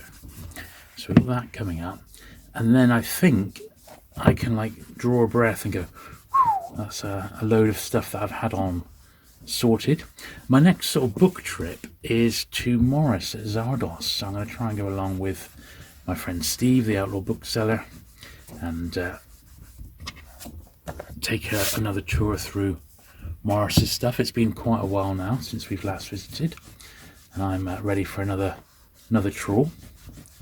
There's just so much to look at. You just sort of can't take it all in one day. And Morris was saying he's got another whole sort of mini warehouse, which we've not even seen of stock yet, which he's working his way through, getting it listed on his website and that. So that's something to look forward to in September. That's the plan, at some point.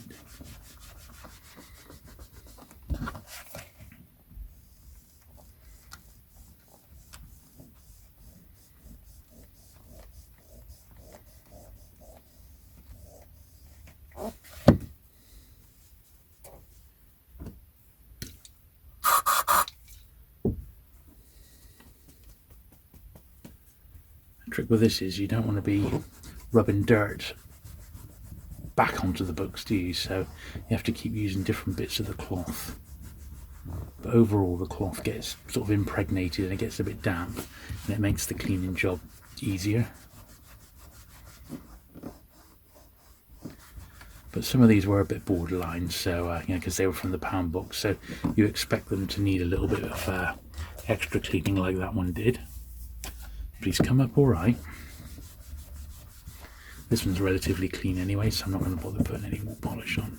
We'll just use whatever's on the cloth to begin with.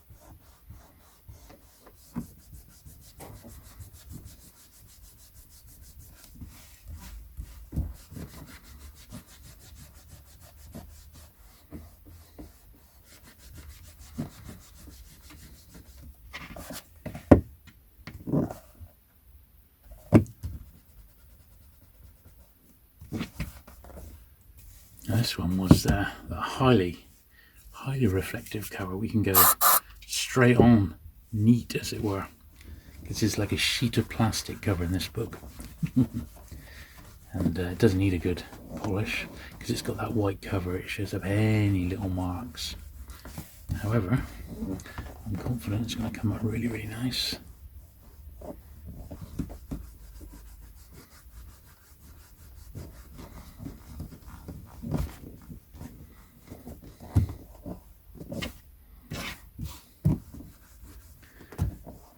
Pretty nice to me.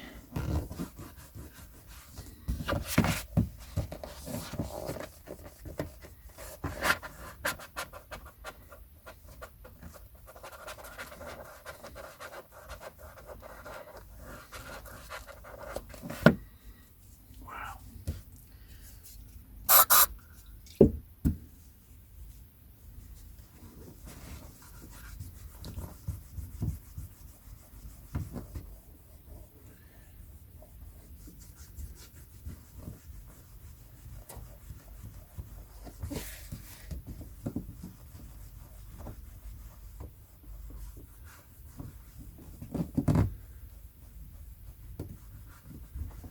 There we go.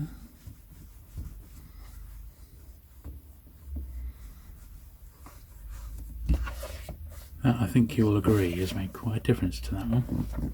It's now a very, very presentable copy of a book that cost £1, you know. I mean, that's not bad at all. That's what we like to do here. Yeah, pleased with that.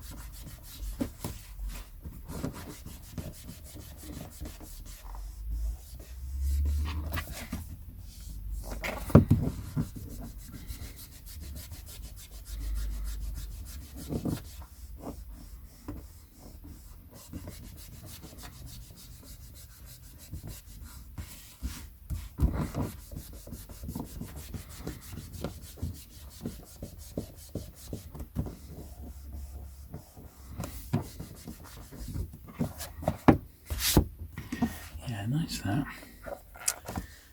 60s Penguin crime is really nice. I mean, it's consistently good.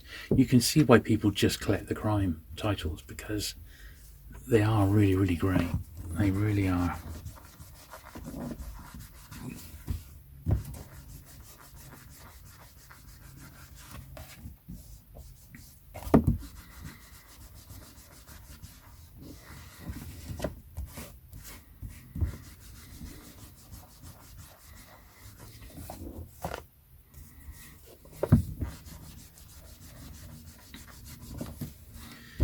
Wasn't too bad.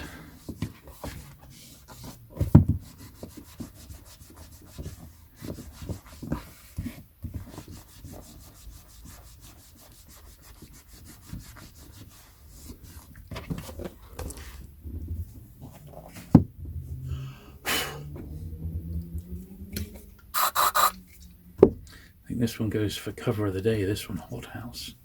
That was pretty darn, this is pretty darn funky. Very, very nice edition.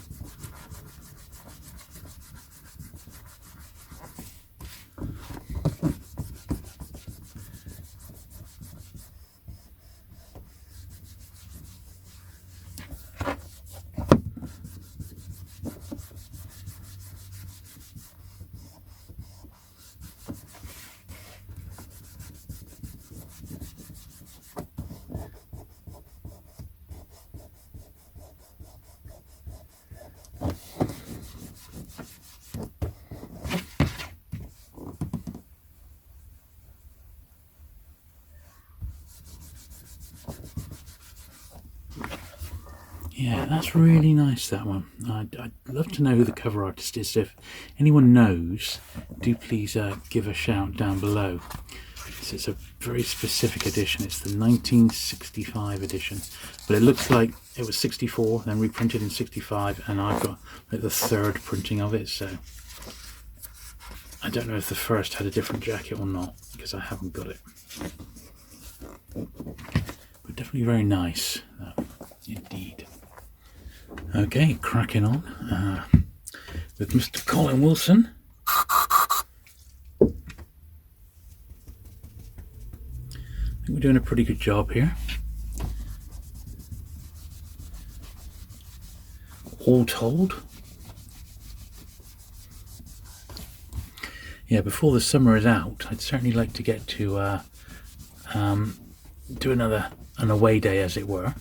And there is a couple of things we've got cooking, as it were, little trips to view a couple of collections, which I'm sort of thinking about and trying to sort of finalise. I think we've got some good ideas, so look out for some good stuff on the horizon, that's for certain. I still haven't officially heard back anything about the next Paperback Toy Fair. or paperback show, but all I can say is I think everyone had such a great time that I can't imagine they're not going to do another one. There is concern though, because the venue, the Holiday Inn, is not very cheap to hire. It's very expensive, and I think that causes, there is a finite audience, I suppose, so I don't know if they can keep having it there or if they can try and find a different venue. Does it have to be in London? I don't know, but historically the Paperback Fair always has been in London, but London's an expensive place nowadays. Parking's dear. To drive in, you've got to pay the fee, the environmental fee to drive into London now, and the actual economics of having something in London may not be as good as perhaps they once were, and it may be an idea to maybe have it, I don't know, Bristol, for example, or Birmingham. So who can tell? But it's an established show, so it's always been in London, so I'm sure they're loath to move it anywhere else.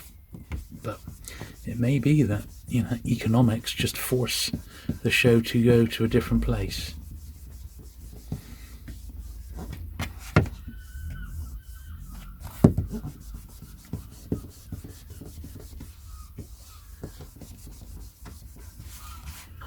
Yeah, looking forward to this one.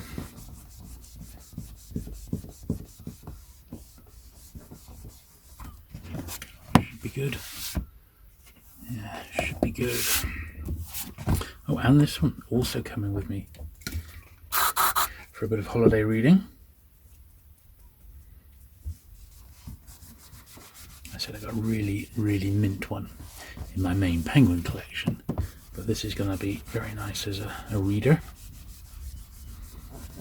So I still want to give it a clean,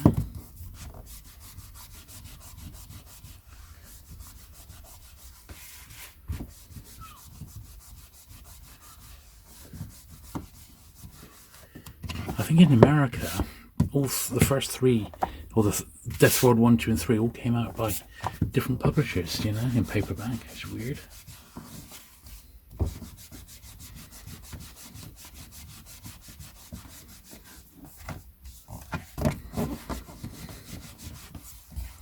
This one's got a bit of dirt on it, that's for certain.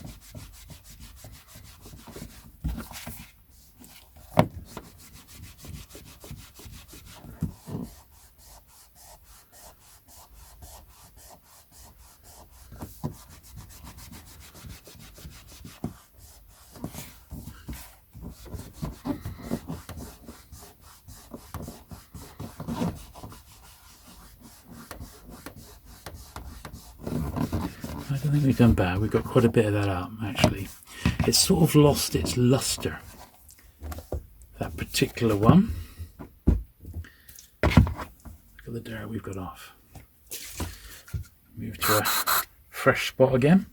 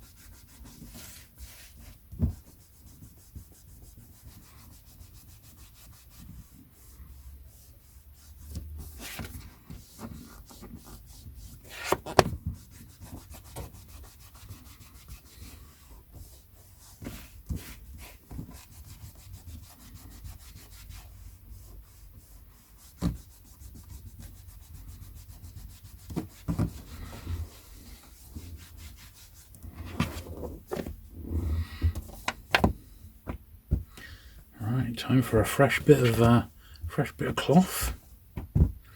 Robert B. Guinness cover. The book's rippled, but even so, I'm really pleased to see that one had a McGuinness jacket on it. He's such a great artist, isn't he? Bit of a ripple, but we can live with it.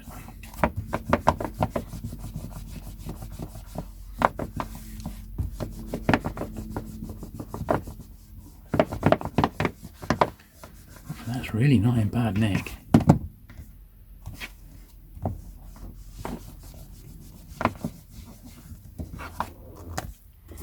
It's nice, that Superman 3.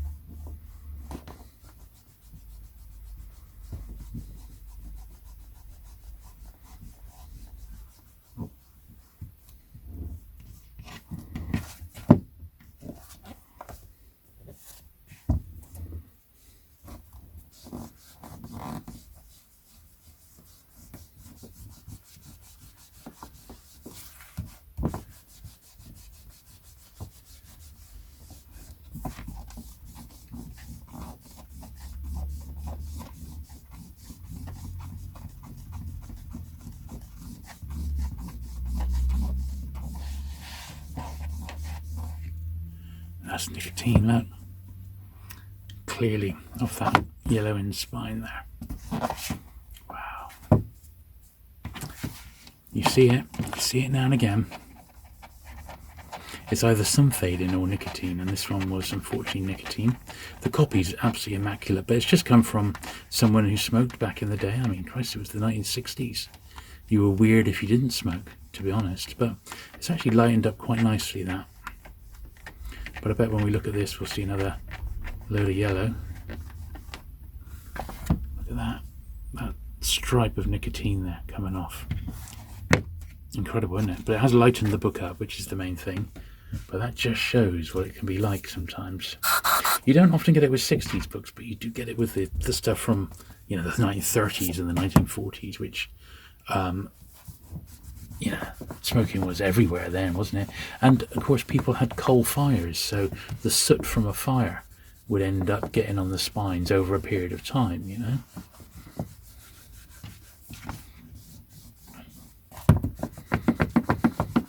But you see it all. When you've cleaned enough books, you've seen every sort of defect imaginable, really,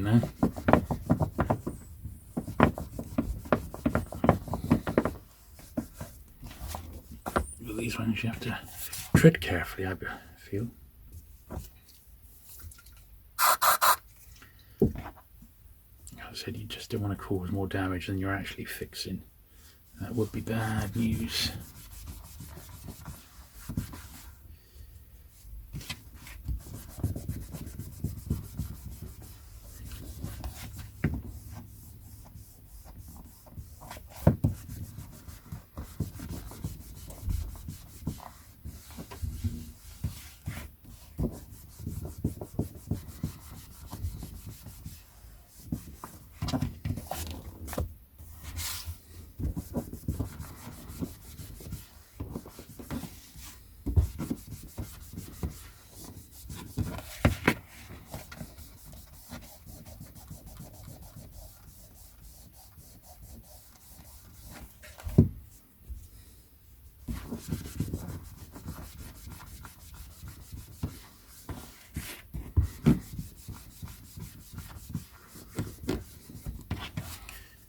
Go. Quite a nice wedge done there. Okay. Dr. Divine.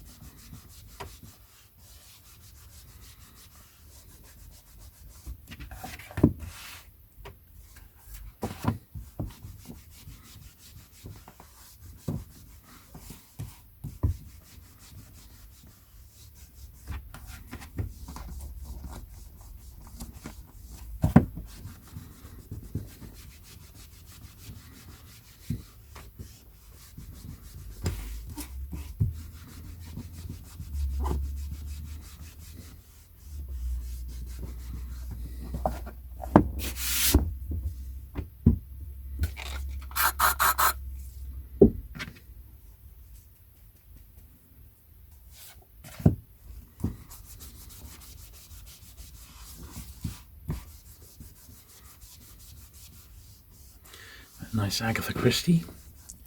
The Tom Adams jacket. Very nice.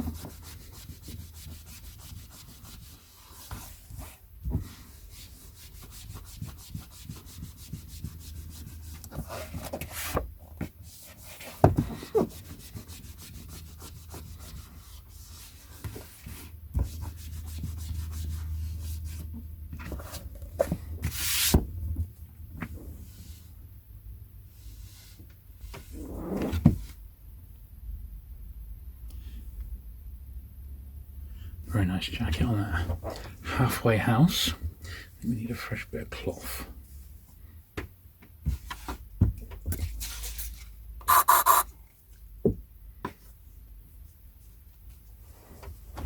It's funny, just looking ahead, I can see we've got some more science fantasies, and about 2 of them appear to be nicotine stained. So they probably came from the same collection of that one we got earlier, so we'll be ready for that.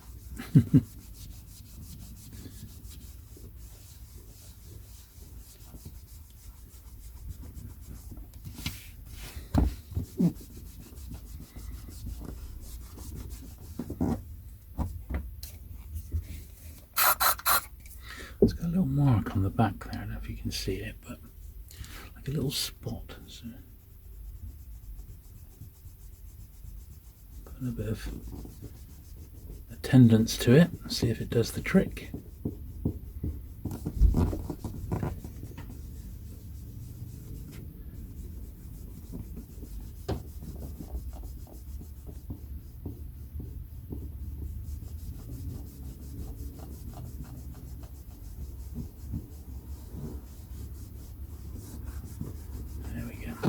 Got it off as much as we possibly can.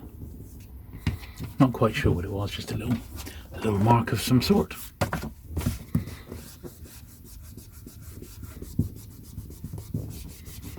This one has some cover marks.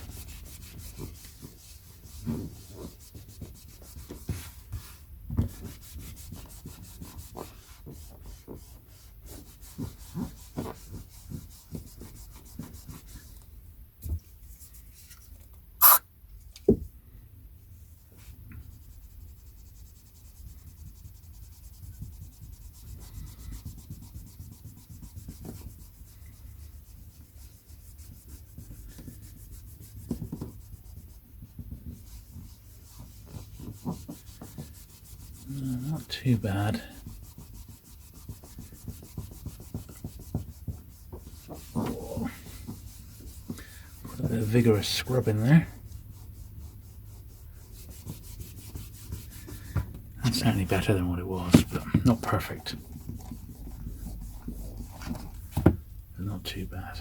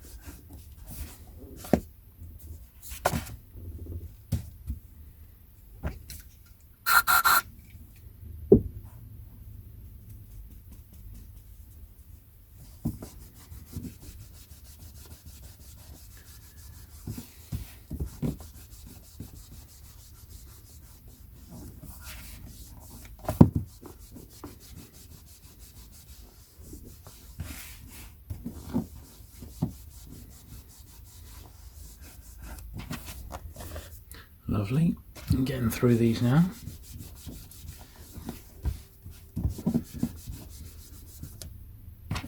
Some were just worse than others,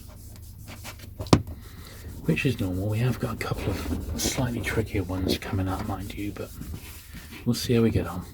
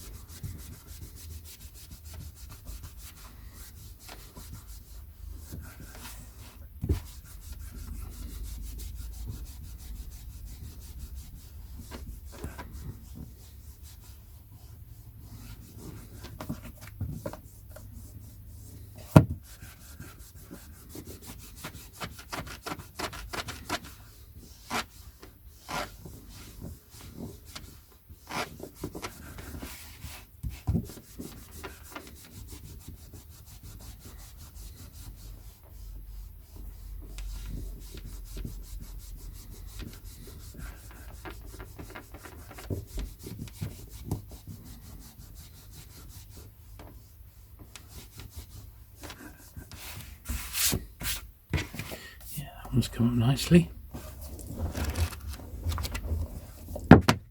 Pleased with that.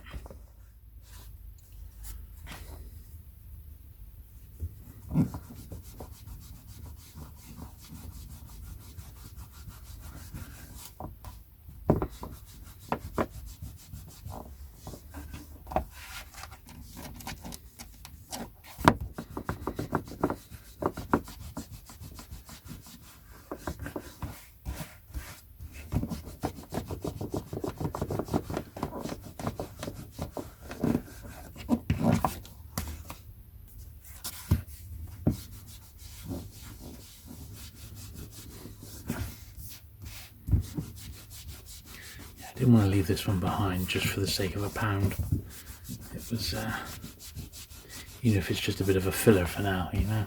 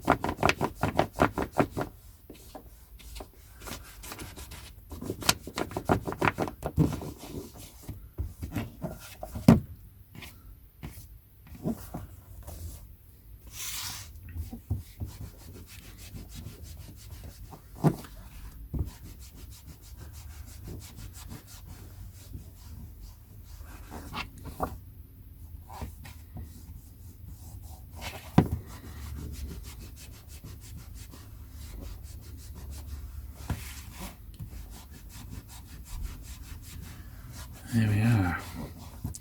Alright, that's that pile done. One more wedge to go. Right, sadly on the last pile now. But it's been a bit of an epic today, hasn't it? A long old video. But hopefully you've enjoyed it. You've enjoyed seeing my recent pickups. I have to say, I've had some cracking stuff these last 6 weeks. Obviously, you know, I have been to a book fair, which is like, you know, teasing us really, isn't it? You know, it's like a pig in you know what. But at the same time, I think I've done pretty well, luckily. You know, I've been out, I had a couple of hits in Honiton and I said Penzance. Nothing through eBay this time round. I've not bought anything. I have looked a little bit of time, but you know, it does take time, and you've got to get lucky and be on the site when the good stuff comes up. And it can be a bit hit or miss. and I've been missing. Not just that, my even I have a book buying budget, so I have to try and stick to it. I don't want to splurge unnecessarily. But not got a lot of book-related events happening until September now, so that'll be the next time, I reckon. I'll be getting much stuff.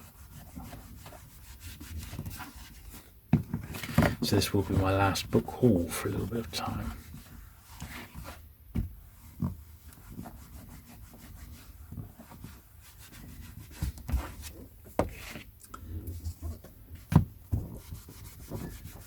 It's very nice, this one.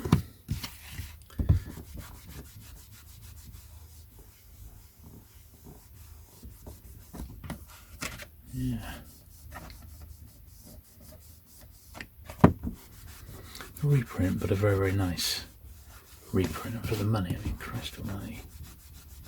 You couldn't argue. Gotta say, that's very, very nice indeed. As is this one.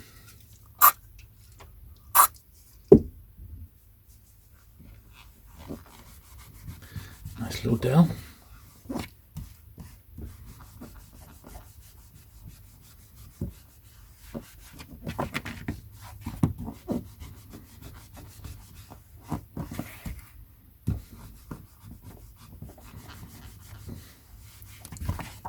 Lovely. Beau Jest. This is the one with the peeling laminate.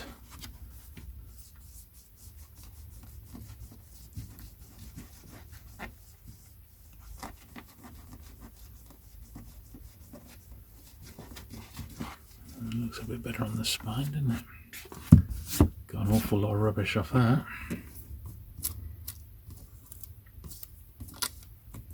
You often see these with the laminate completely off. And you can see why, because underneath the book will come up really, really nicely, but that bit was half hanging off, which I just pulled off, so.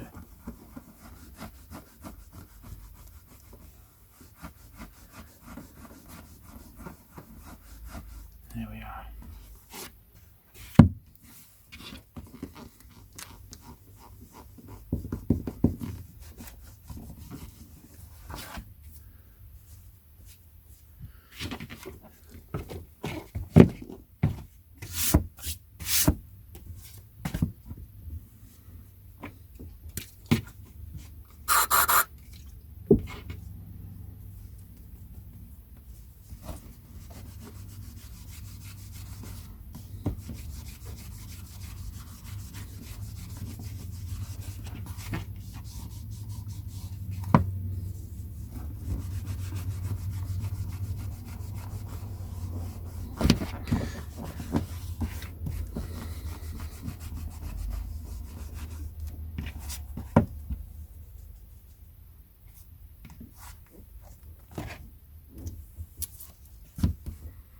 These dells were all, the early ones were all laminated as well.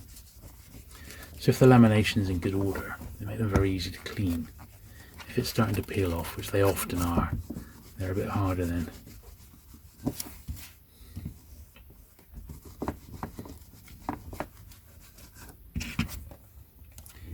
There we are, that's my sort of smaller ones there. Right, last little batch now. And we've got a couple of science fantasies which have got the old nicotine on. This one's alright though.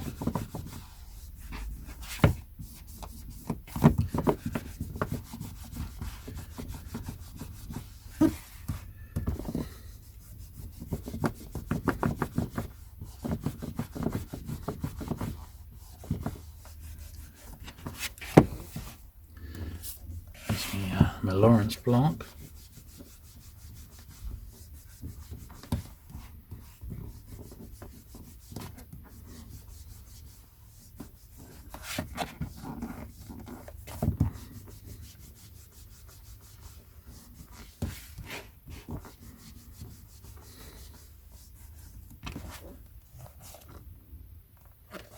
Yeah, lovely.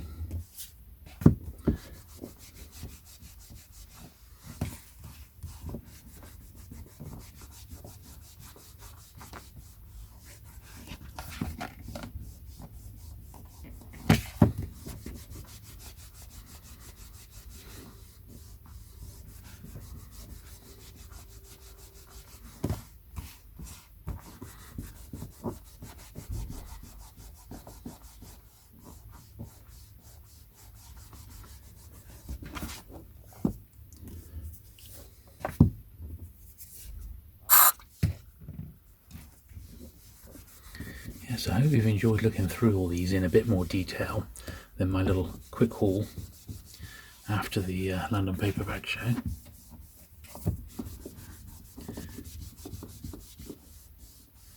I shall report back with what I think of Pavane and Death World and a couple others I've been meaning to read in my to-be-read pile. Right, now, this is one of those science fantasies with the yellow spines, so we'll do the front first.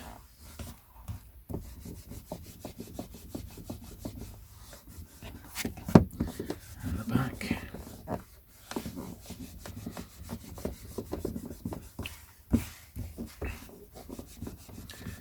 Right.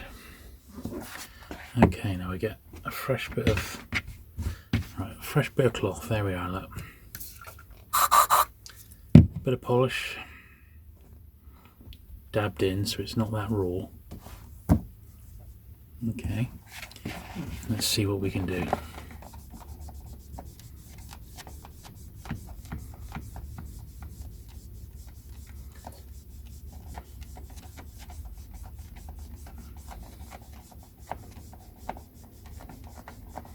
So is it sun faded, bit of sun tanning, or was it nicotine?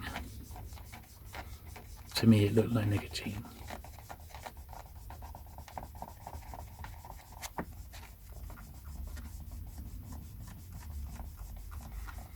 Okay. It was, look at that. Look at that. Mad, isn't it? It's just come off, so it's lightened it a bit. It's better than what it was, let's put it that way. But look at these in comparison. So that one's come from the smoking room, and those three haven't. So it makes a difference, doesn't it? And we got another one of those to tackle in a minute.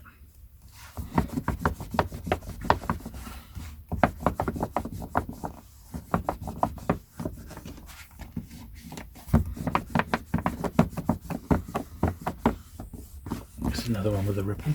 I was talking to Bob about this, and it's just how the books, how they were bound back in the day. Some of them are just more susceptible to rippling than others. Nothing special about it, just how it is, you know.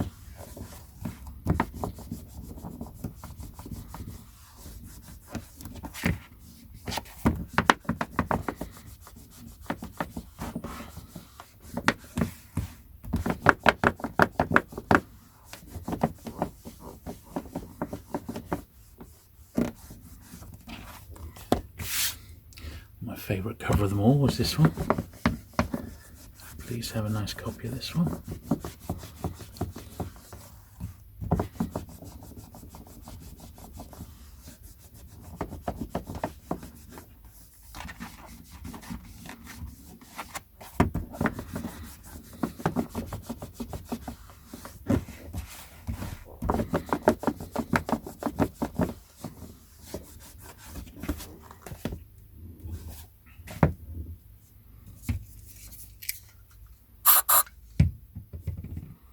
Suspense. That 10p on the top, but sadly can't do anything about that.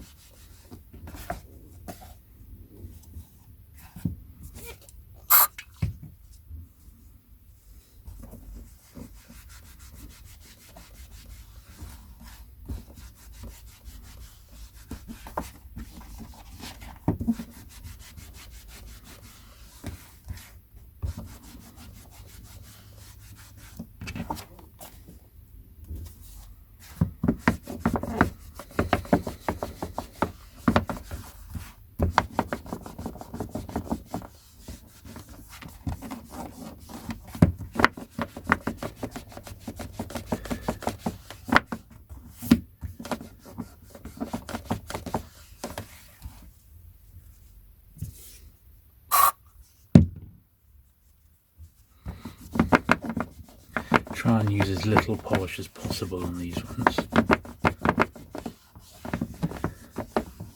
They're beautiful copies anyway, but you know what I mean.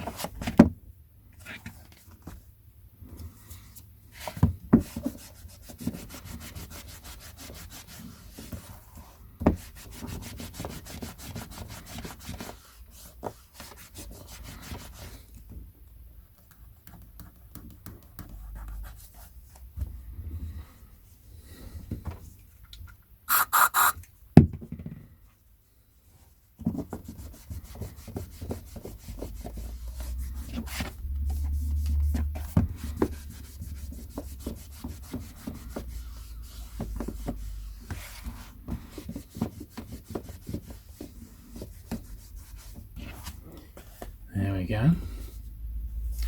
Got our last nicotine spine. Who remembers that Superman ad? Hold it right there, nicotine. With my X-ray eyes, I can see the damage cigarettes do to your lungs. They were the days.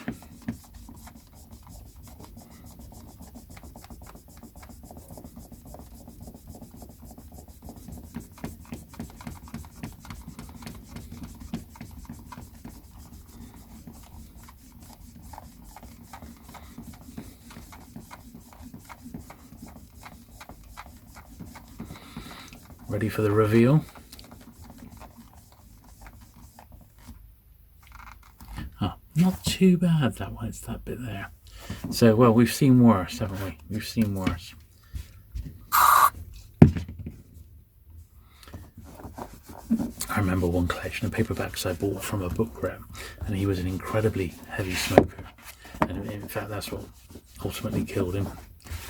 Trevor is called, lovely, lovely chap, and but a very heavy smoker, and all his book collection was all stained. It's in a terrible state.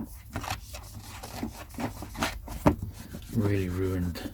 The books were mint because he was always in the book game, so the copies were pristine, but the spines are all faded. They're all yellowed, like what we've just suffered.